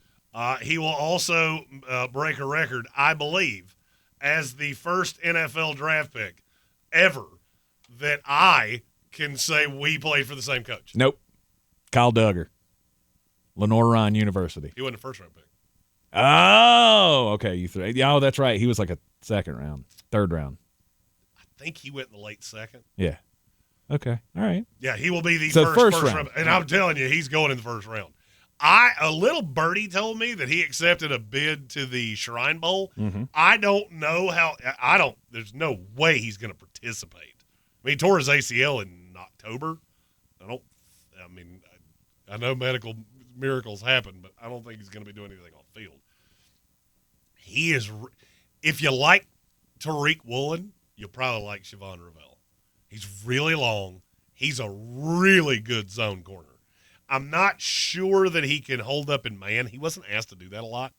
Mike just didn't do that much. And then once Blake Harrell took over, Siobhan was already gone. So what's the perfect opportunity? Go to a zone-heavy Go play team. for Todd Bowles. You go to a zone-heavy team, and he will have the opportunity to be the best one on the field because we can't keep a corner. It's just not in the cards. I like Zion McCullum. I really like him, but he's not a one. Siobhan Ravel, is he a one? Future one in this league?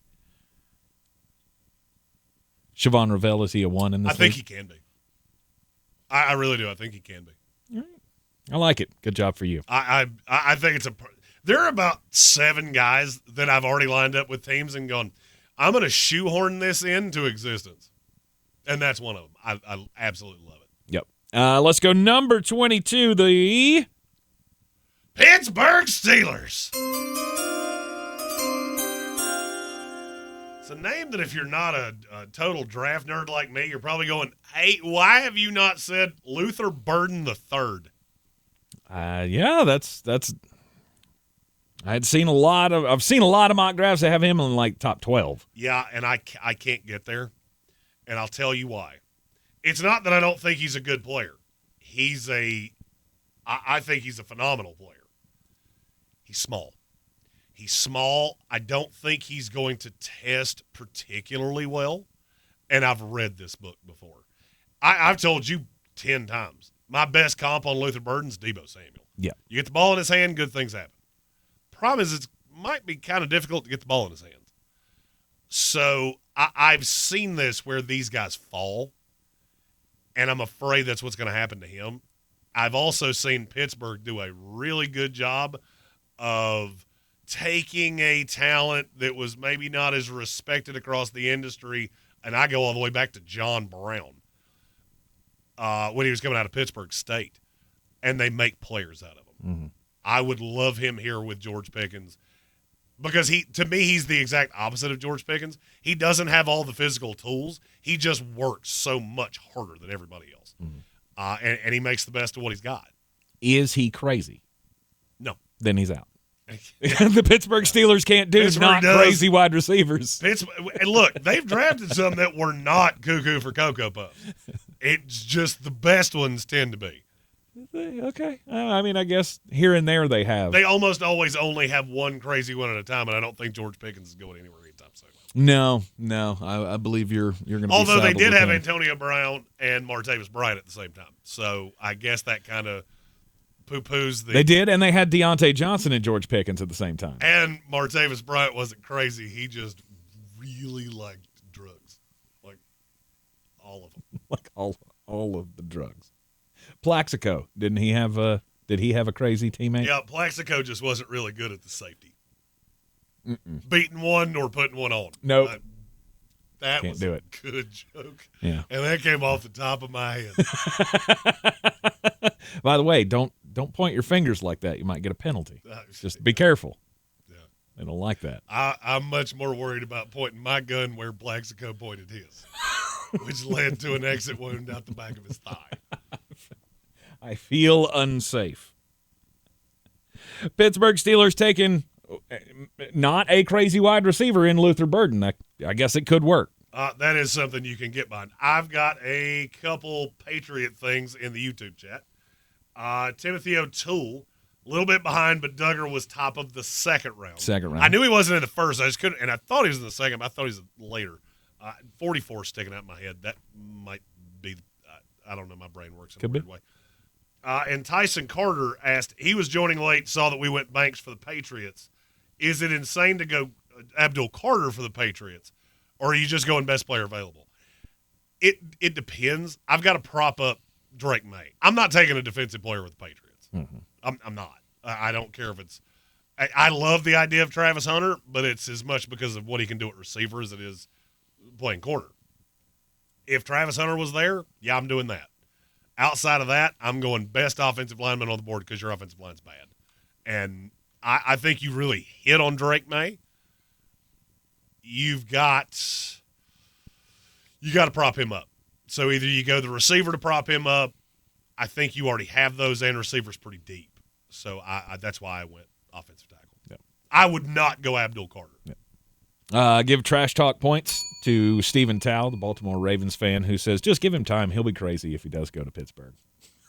Talk about Luther Burden. It is kind of a chicken egg thing with Pittsburgh. Do they draft crazy receivers, or do the Yinzers make them crazy? Mm-hmm. And I don't know the answer to that. Mm-hmm. It's all of those Manny Brothers sandwiches they've been eating. It's just too much. Well, I mean, I will say this: you go 2 years of hearing people say, you never hear the word out. You only hear That's enough to drive you a little.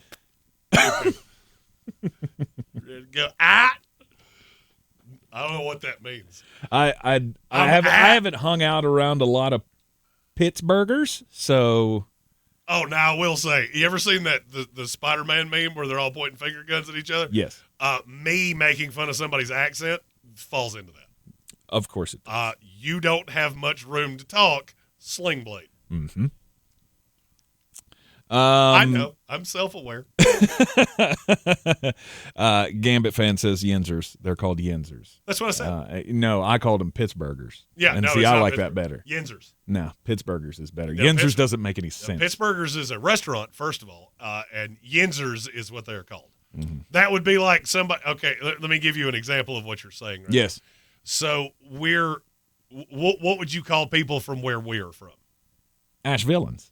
Okay. I forgot. I'm talking to a moron. So it doesn't.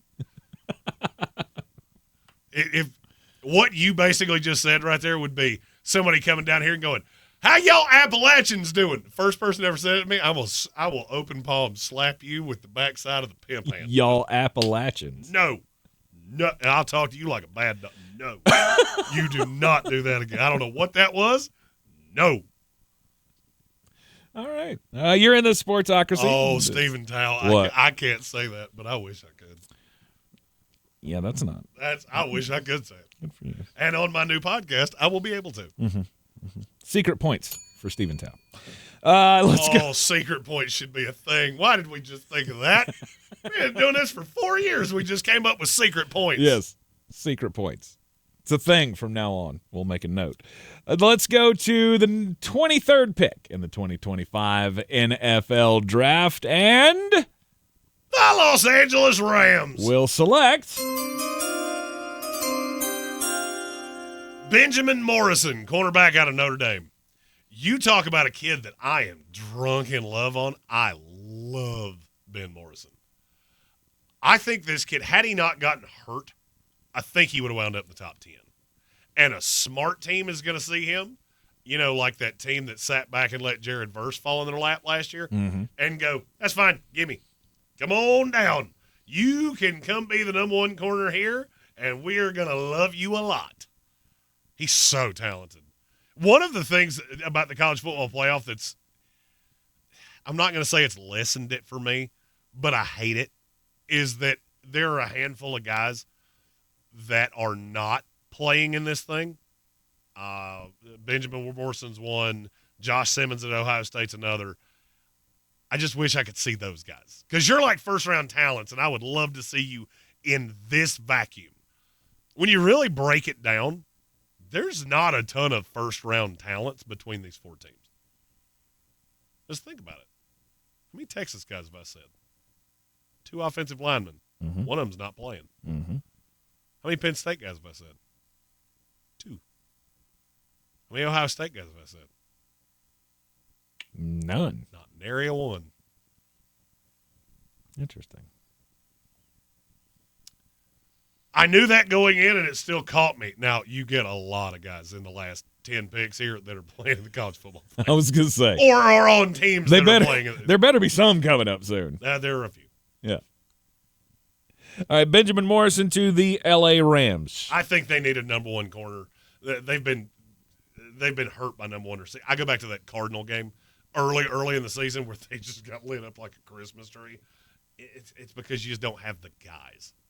You've got players, and trust me, they do a masterful job of drafting. If you look, they've got 6 rookies that are contributing at a high level. And I get one of them's a kicker, but still, he's a rookie. Mm-hmm. Benjamin Morrison is the Jared Verse of next year's class where you go, can you believe these idiots let this guy fall to us? That's how I view him. All right, the 24th pick in the 2025 NFL Draft. Who's got it? The Green Bay Packers. Josh Simmons, offensive tackle from Ohio State. Another one that's not playing in the college football playoff. PFF, my guys over there absolutely love him. I really like him. I am not as in love as they are. But that's more because, you're coming off the injury. I feel like I should get a little bit of value there. And at 24, I do. They have him at 13 overall. Kid came from San Diego State. He's a West Coast kid, transferred out east to Ohio State. And he put some really good tape out there. I don't know if he plays on the left or the right side, but I would want to try it on the left. I think if you could get the most out of him, he wasn't at Ohio State for that long.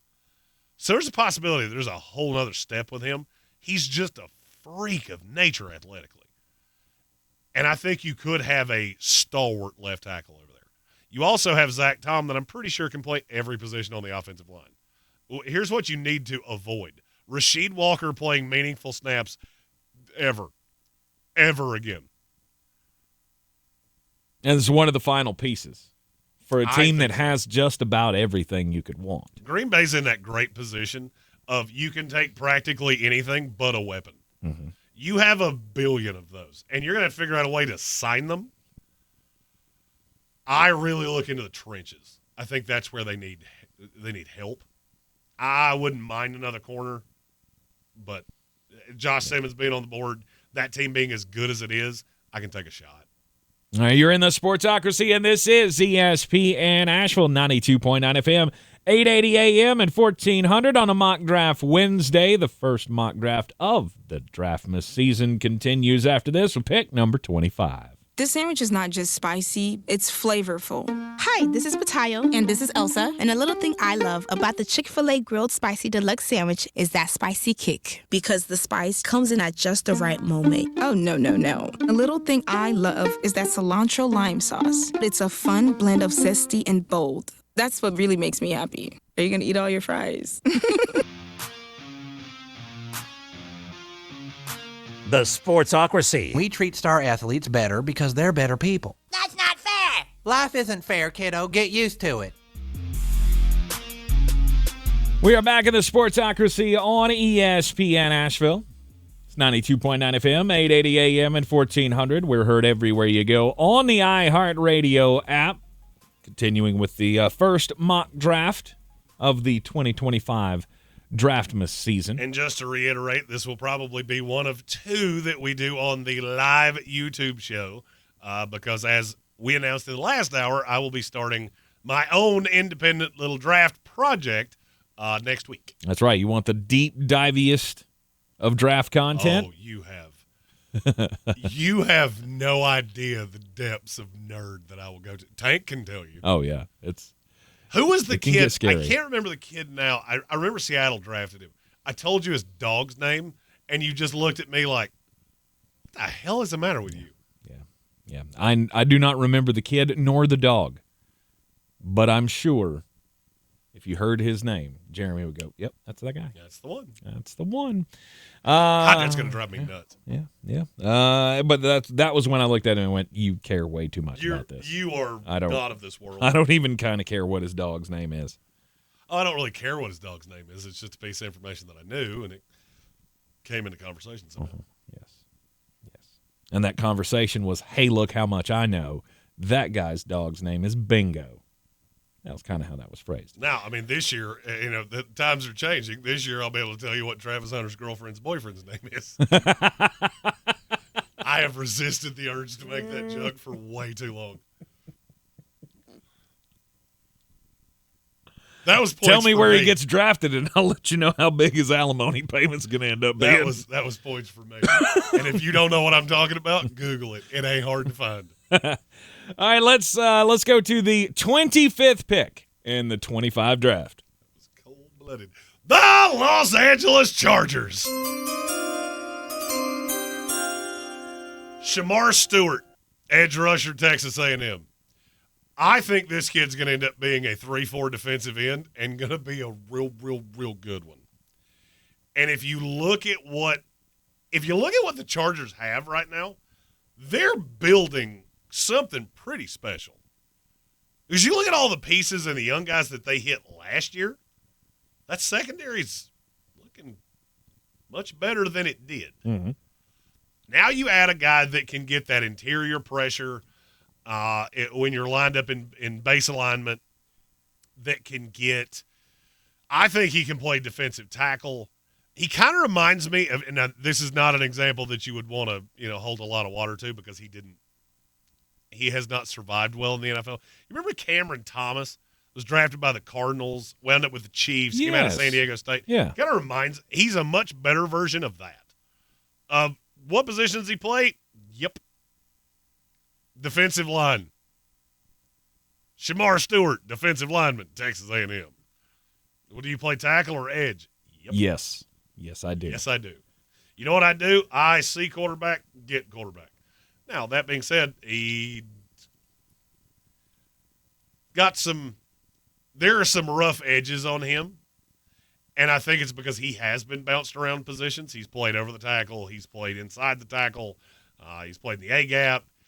This kid's done a lot. He's done a lot of it pretty well. I would kind of like to see him narrow in a position and not fall victim to what Cameron Thomas did. They tried to use him in a bunch of positions, and he never really latched onto one. He was serviceable at all of them. He was never really good at anything. I don't think you have to worry about that with Shamar Stewart. He's so strong. That kid looks like he could bench press your house, potentially with you in it. Yeah. Is it Shamar Turner or Shamar Stewart? Shamar Stewart. Stewart. Okay. Shamar Stewart is the pick. I don't know who Shamar Turner is. Well, he's listed as the same thing on like I'm looking at the Draft Network, and there's a profile of him that says Shamar Turner, and then there's another one that says Shamar Stewart. Maybe he went into witness protection. I don't know. I don't know. Maybe he got married, changed his name. I don't know. Never know. I don't know. Maybe he saw Raylan Givens from Justified. He went into Winsack, and now he's Shamar Stewart. I didn't know if there was a story there. I figured you would know. Mister, I know the name of your dog. No, look, between, and if you're watching this on YouTube, you can see that I have every school that each of these individual guys went to, because that's a thing I have to tell you now. Wait till we get into the deeper dive. Oh, Red Sea's right. Shamar Turner's a day 3 D tackle. Okay. They're not the same guy. They have the profiles under the same name. Just like I was like, I didn't look at it. I just went, why is this guy's got two different profiles? I said it a couple times. It was like that guy you went to high school with, like Dave Smith. Why do I know that name? Why do I know? I know. Oh, I know that. Thank you, Red Sea, for the assist there. All right. They need to clean up his profile page then. Hey, look, I will tell you, as a guy that just had to do 32 of these, I threw a Texas Longhorn symbol in an Ole Miss spot. It's easy to screw up. It is easy to screw up. All and right. I'm only through the first 3 rounds, so God only knows what I'm going to do when we start getting into Wachita Baptist. Right. Let's get to I might just put a smiley face or a picture of Nick BeKay in there. Like, hey, it's the guy that played the cat in Sabrina the Teenage Witch. We need bingo cards. It's like my 4th really off-the-wall reference. Mm-hmm. I talked to him the other day. That's the reason his name is. At number 26. Now I just want to make random references for the rest of the day. The Washington Commanders. Emeka Egbuka, wide receiver, Ohio State. Well, I mean, that took long enough. Explain. Emeka Egbuka? I thought he was a higher prospect than the late 20s. Not for me. Okay. He's never been higher than that for me. Because I always run into one very simple problem. And now I'm not going to tell you that this hasn't burned me before because Justin Jefferson's a really good example of it. I struggle with guys that have never been the best receiver on their own team. Okay. And he never has been. Not in 4 years, or 3 years, he's never been the best receiver on that team. Mm-hmm. I don't like that because it hides things.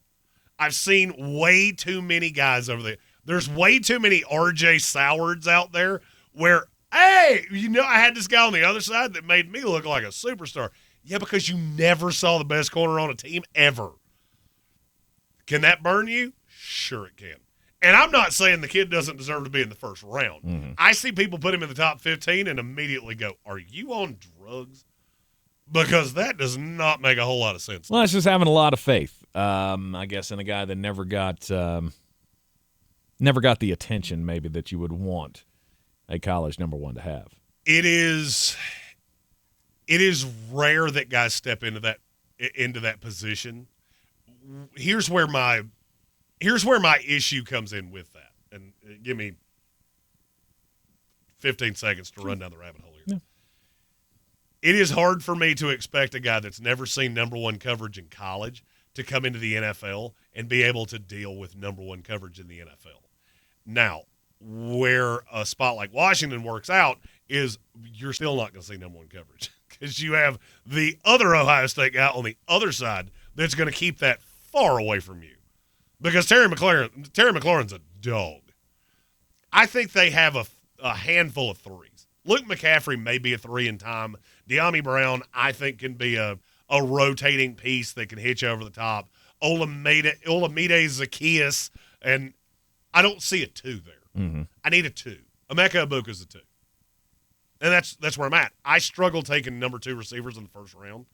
This is kind of a different scenario in that if I'm Washington, I'm spending my dollars on the defense. I'm too good right now to be trying to bring along defensive prospects and growing with them. I want to shore up the defense to make it as talented as it is spunky. Because right now their defense is spunky, but they give up a lot of points at times against good teams. I want more Marshawn Lattimores, where I bring in the vet that I know, Frankie Louvu, where I bring in the vet I know what they are. Mm-hmm. I want to do that in free agency. I'm going to pad this offense so that the offense can grow with Jaden Daniels. And I've still got an extra year of Egbuka before I have to pay Jaden Daniels. That's how I would build this team. I'm not the one building it, but that would be my strategy. Because then Egbuka and McLaurin and the young pieces on this team can grow with the quarterback. Mm-hmm. And I can just shore up the defense with guys that Dan Quinn's either had in the past or has coached against in the past and knows fit his scheme. Well, maybe that's what Adam's going to do. He's a smart guy, and yes, he is. I do love Adam Peters. So maybe that is the way that he goes. Washington Commanders coming in at number 26. We have a super chat from Red Sea. Here comes the money. Here we go. Money talk. Here comes the money. Money, money. So this is not draft related, but Jeremy, what are your thoughts on Jamie Sherwood? Arizona's poised to lose their starting middle linebacker. We need a replacement. Any insight? Stay away from Jamie Sherwood. That's my insight. He's going to be a Jet and a good one. Mm-hmm. I don't think they let him hit the market unless it's Rex Ryan and then he doesn't really fit that, in which case I don't like him in a 3-4. I want him to play in a 4-3 almost exclusively. So I wouldn't love him in Arizona. There are guys that will do that, and that gets into a more deep divey off-season side, which you will be able to find on my new podcast. And you can ask those questions anytime you want to, and I'll go as deep divey as you want to. I should just call it Sports Nerd School. That's not bad. Of holy crap, we're going deep divey on a punter. That dude needs a life. Bad. We got 6 picks left in the first mock draft of the Draftmas season. You can follow him on the social medias at ESPN Draft Nerd. We'll be right back. The Sportsocracy. These guys are a f***ing disgrace. Welcome back into the Sportsocracy live in the Ingalls studio on ESPN Asheville, 92.9 FM, 880 AM, and 1400. We got 6 picks remaining in the first mock draft of the Draftmas season, and we're at number 27. Gotta click the button. This time I had one job. The Baltimore Ravens. I can't say this guy's name nearly as well as he can. Ariante Urshary, offensive tackle, Minnesota. That was pretty good. Urshary. I have no doubt. I did it a bunch of times last night. I do love that teams have now gone, you guys butcher all of our players' names, so we're going to put it on the website. We're going to ask them, how do you pronounce your name? And we're going to put it on their profile on our website. And his is really funny. He's a gigantic human being. Mm-hmm. I think this is the long-term left tackle. In the comments, Mark Phillips said, Baltimore needs offensive line help. Stephen Tao said, best player available. Don't you love when a plan comes together and both of those things can happen at one time? Because that's exactly what you got right here. I love this dude. And they're pretty familiar with gigantic Minnesota offensive linemen, considering they're the ones that drafted Daniel Faalele. He is Daniel Faalele if Daniel Faalele was gooder. And a little shorter. He's more graceful on his feet. He is a little shorter. He's listed at 6'6". I actually think that's short. Yeah. I mean, Daniel Faalele is like 6'9". Yeah. 6'8", weighs like 474 pounds. Right. Ariante Urshary he'll be at the Senior Bowl. That's a guy I've already put in a, hey, we need to chat while we're down there together, buddy, because I'd like to get to know you just a bit. He's a funny guy. That's one of the cool things about really, over the last 3 weeks, I've really recommitted myself to the draft, as I said the last hour. I've gotten to know things about these guys, so I'm going in with a much better depth of knowledge than I went in last year, so I'm not going to get a Xavier Leggett that opens his mouth and I go, what in the world did you just do? I know more about these guys, and so he's one that I really want to whatever he will contribute, I'm more than happy, because he's a funny guy. Yeah. And just super talented. He is a little raw, but he has the natural ability to be a special player in this league. And he's going to fall to a team like Baltimore. Yep. They can wait it out, and I don't need you to be great right now. I need you to be great 2 years from now. But what I do get is a little bit of depth on that offensive line until you develop. He's so good. His good tape is incredible. We have a super chat in the YouTube comments. Here comes the money. Here we go. Money talk. Here comes the money. Money. It's from Sir Jimothy, and it's a good one. Draft season discussion topic. Tell 6 you missed on. Each tell 6. You missed on 3 better than you thought, and 3 you overrated. Better than I missed on.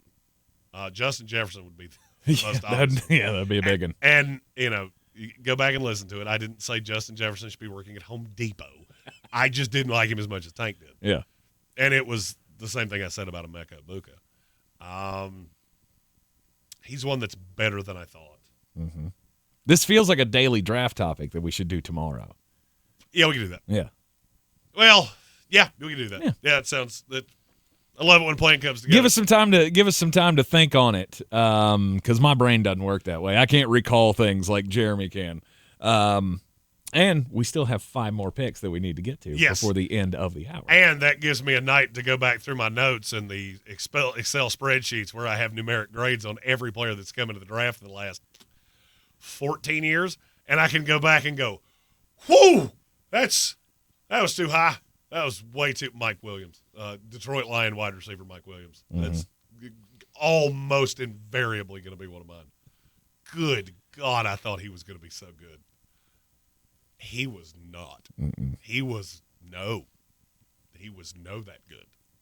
At number 28 in the 2025 NFL Draft, that's where we find the Minnesota Vikings. Omarion Hampton, running back out of North Carolina. Whoa.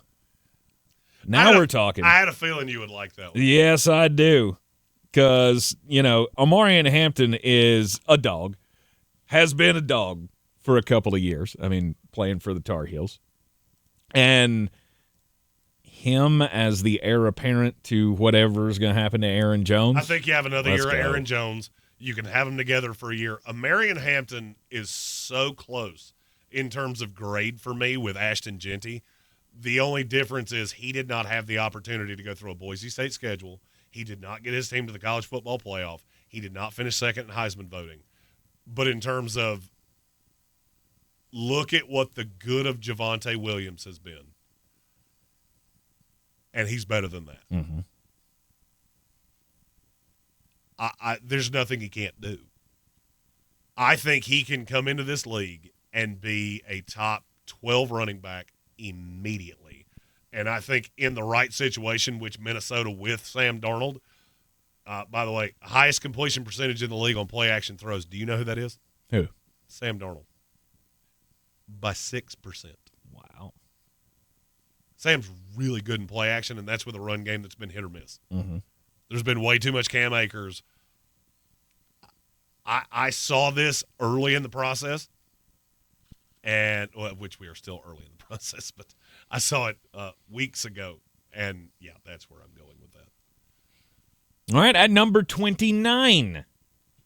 The Buffalo Bills. I don't love linebackers in the first round, but I'm going to make an exception for this guy. Jahad Campbell, linebacker out of Alabama. What makes him different? I think he's more than just a linebacker.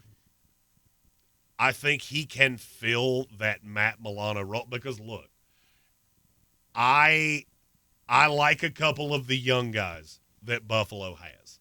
The way they play defense, they're stacked on the defensive line right now. I don't love what they've gotten back behind that.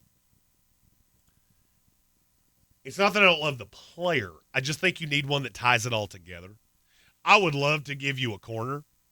The problem is that there's really not one that fits what Buffalo does exactly. I would rather wait until down the line because there's a couple guys that I think they're going to fall that I would like better. To me, Jahad Campbell is just he kind of reminds me of Matt Milano, of the guy that can tie your defense together. Is he ever going to be the best player on the field? No. But are you going to damn sure know when he's not out there? Also, yes. Yes, you will. I don't love taking off-ball linebackers in the first round, especially not in that system. But I think you can get the best out of the other two linebackers that they have by doing that. If it's the piece that ties everything together, I don't care really what round I have to draft him in. If he's the missing piece, he's the missing piece. Well, I mean, and you got to look at what you already have there. I mean, you've got a handful of really good young defensive line pieces. The offense, I don't have to. I don't have to. I'm making Mac Hollins work. It's fine. But I think you will get more out of Dorian Williams and more out of Terrell Bernard. That was the name that, for some reason, I could not get that name to come out of my mouth. You have those three linebackers together. Now I think you have one of the best young linebacker cores in the league. And this has not been as good of a year for TB and for Dorian Williams. Mm-hmm. I think they need a Jahad Campbell. All right. The 2025 NFL draft pick in number 30 could be, of course, all of this depends on the playoff outcomes. For sure. But at number 30, the Philadelphia Eagles. Wherever Bob Brown is, he will absolutely love this pick because it will be a replacement for his most hated Philadelphia Eagle, Tyler Steen. Wyatt Millham from the greatest university in the world, that'd be West Virginia University. Philadelphia might be the hardest team to pick a draft pick for that I've ever seen in my life. What do you get for the team that has a young player everywhere? And I'd love for it to be a quarterback, but, that ship sailed. Mm-hmm. Wyatt Millham he's from West Virginia. I actually didn't know that. He was the number one, he's the highest rated recruit from the state of West Virginia in like 17 years. Wow. He was a top 100 recruit, went to West Virginia, started 3 years, and was just an absolute dog. What you liked about Cody Mock. Yeah. And now, I believe you've seen with him in Tampa Bay, there's a real good of that. Yes. There's also a bad of that. There is a very bad. So you got to be able to rein it in. I think in time he would be the Lane Johnson replacement, but you could bring him along slow. Mm-hmm. Philadelphia doesn't need much.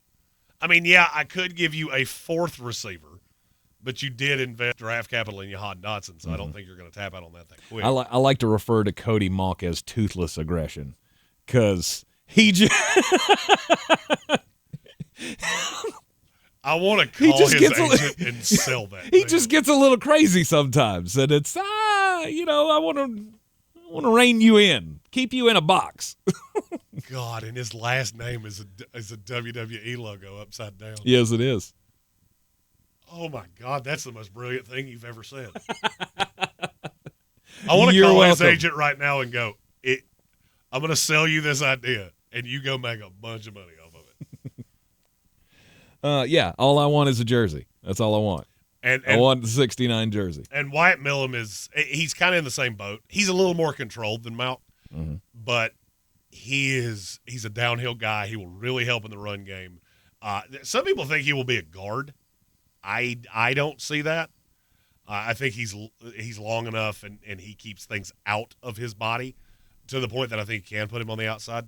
But in Philadelphia, you don't have to rush. You want to know why the Baltimore, and I've said this before, but I have to say it in every one of these mock drafts. You know why the Baltimores and the Philadelphias and the Kansas Cities and the Buffaloes and now the Detroits, you want to know why they stay good for so long? Because they can sit at the end of the draft in the first round and go, how'd you let this guy fall to me? Like, how did 30 of you not at some point go, you know who we should take? That big corn-fed West Virginia feller that just rips people's souls out of their bodies. I mean, I'm sure one of you could have used him. No, you're taking Shedeur Sanders. Okay. All right. You do what you do. Number 31 will belong to the loser of the Super Bowl. In my scenario, it was the Kansas City Chiefs. And the Kansas City Chiefs. You would think after 30 times it would catch you. You just get too tired. I'm just done. Let's go. Mike Green, edge rusher out of Marshall. Kansas City loves doing this. Find the guy that has a situational role and add him at the end of the first round where I get the fifth-year option. Mike Green is probably, of all the players that I'm going to see in Mobile, he may be the one that I'm the most excited to see. He was a pretty big-time recruit. He went to Virginia. He was there, I think, 2 years. May have only been one. Didn't really do a lot. Transferred to Marshall, and then had 17 sacks this year at Marshall. He had 23 tackles for loss. Is that not a concern for you, though, when a guy goes from a big school where he can't play, going to a smaller school against lesser competition, and then having that year? No, because he was only there as a freshman. And he was there with Bronco Mendenhall, who does not tend to play freshman a lot. Okay. So it can bother me. It just depends on the situation. Him, it hasn't really mattered the level of competition he's gone up against. He may be the best pass rusher in this class. The only problem is that's really all he can do. But I look at Kansas City and go, he's got the body frame to be good enough against the run that you could make him that guy. You're just going to have to put the time in. And you've also got Karlaftis and Felix Anudike-Uzomah. You've done this with enough guys that he just really fits that Kansas City mold. And getting here to 31, it makes a lot of sense. Now, if they were to lose one of those offensive linemen, I would unwind that and probably go Tyler Booker, the kid out of Alabama. I don't necessarily think that's going to happen. Kansas City does a good job of losing ancillary pieces, not foundation pieces. Mm-hmm. And the foundation of the Kansas City Chiefs, yes, Pat Mahomes and Andy Reid are on the top of that pillar. The offensive line's probably the second tier of that. I don't really think they're going to let the Trey Smiths of the world get out of the building. No, not a chance. And that'll bring us to the final pick of the first round of the 2025 NFL Draft. The Detroit Lions. Projected Super Bowl champion Detroit Lions. How will they add to their recent draft hauls?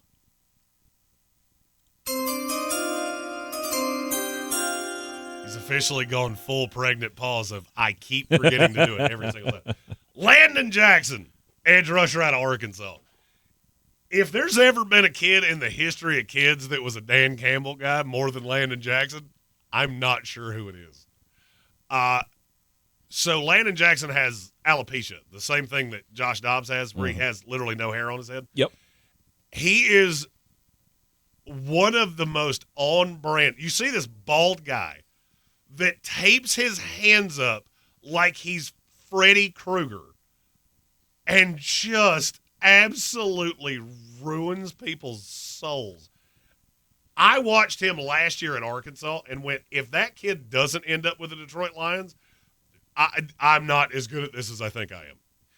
Then I started looking at mock drafts because this is the week that everybody does a mock draft. Yes. Every draft guy does one this week. Also the reason that we did one today. Not that I needed a fifth reason, but name's on the door. I'll do whatever I want to. But that's why we chose to do it. Mm-hmm. Then I started seeing everybody else's, and I kept seeing his name at 32 going, no. That was mine. I saw that kid. And, you all thought the same thing. Mm-hmm. Yeah, because it makes sense. And you put him on the other end of Aiden Hutchinson, and I wish you the best of luck in stopping what they're going to build defensively. Mm-hmm. All right, there you go. Landon Jackson, edge rusher out of Arkansas to the Detroit Lions at number 32. He's such a good edge rusher. All right, the first mock draft of the Draftmas season is in the books here in the Sportsocracy on ESPN Asheville, 92.9 FM, 880 AM and 1400. More, if you want more in-depth coverage of the NFL Draft, just recap the announcement from earlier in the show. Flowstradamus is branching out, starting his own draft-centric podcast. Yes, so I bought NFLDraft.net several years ago, and I haven't really had the time to allocate to it that I wanted to. So that will be the website of this venture. Right now, if you go to it, it'll go to thesportsocracy.com because I bridged them together and just kind of parked it there and went, hey, I'll deal with that when I get a minute. Well, then I didn't get a minute. And over time, last year we were at the draft, and, Tank, you did it with me. I don't think anybody would look at me and go, he wasn't as prepared as he could have been, because I was still doing what I wasn't as prepared as I wanted to be. And I didn't focus on the draft as much as I wanted to because I'm a draft guy. And so now this is my little pet project. We have Michaela, who's doing a wonderful job with our social medias. By the way, we've already had more impressions in the year of 2025 than we did in the year of 2024. It's the 8th. You want to know what a social media person will do? That. When they tell you what they cost, you just go, okay, and pay it. It's worth it. So we'll be doing a Patreon-based podcast. There will be a lot of tiers to this. It'll have its own YouTube page. It'll have its own social media. It'll have all those things. And that's going to come out in the next coming days. This is actually my last day in the studio this week. My wife's getting ready to start a new job. I will still be doing the show. I'll just be doing it from the house. I got to get her office ready because we're turning our 3-bedroom, 2-bath house into 2 gigantic offices with 1 full podcast studio in the course of 4 days. Awesome. Which it's going to be a fun 4 days, and it's going to snow in the middle of it. Can't wait. Yeah. But I'm really looking forward to it. It's kind of reinvigorated me. It's Tank's so busy out doing much bigger things than sports with the politics, and now basically running the building that we're in. Yeah. He doesn't have time, and it's not fair of me to ask him to take time away from the things that are just paying him exponentially more than I can. So it's not a division of labor or anything like that. We don't want anybody to think that it's this is leading to an ultimate breakup. Yeah. No, this is my passion project that he's been kind enough to help me build to where it is now, and now it's my turn to take it and run with it and allow him to be a special guest in these things. Indeed. So look forward to that. More announcements coming out on all the social medias. Follow us on all of the platforms at The Sportsocracy. We'll be back with you tomorrow right here on ESPN Asheville 92.9 FM, 880 AM and 1400 at noon.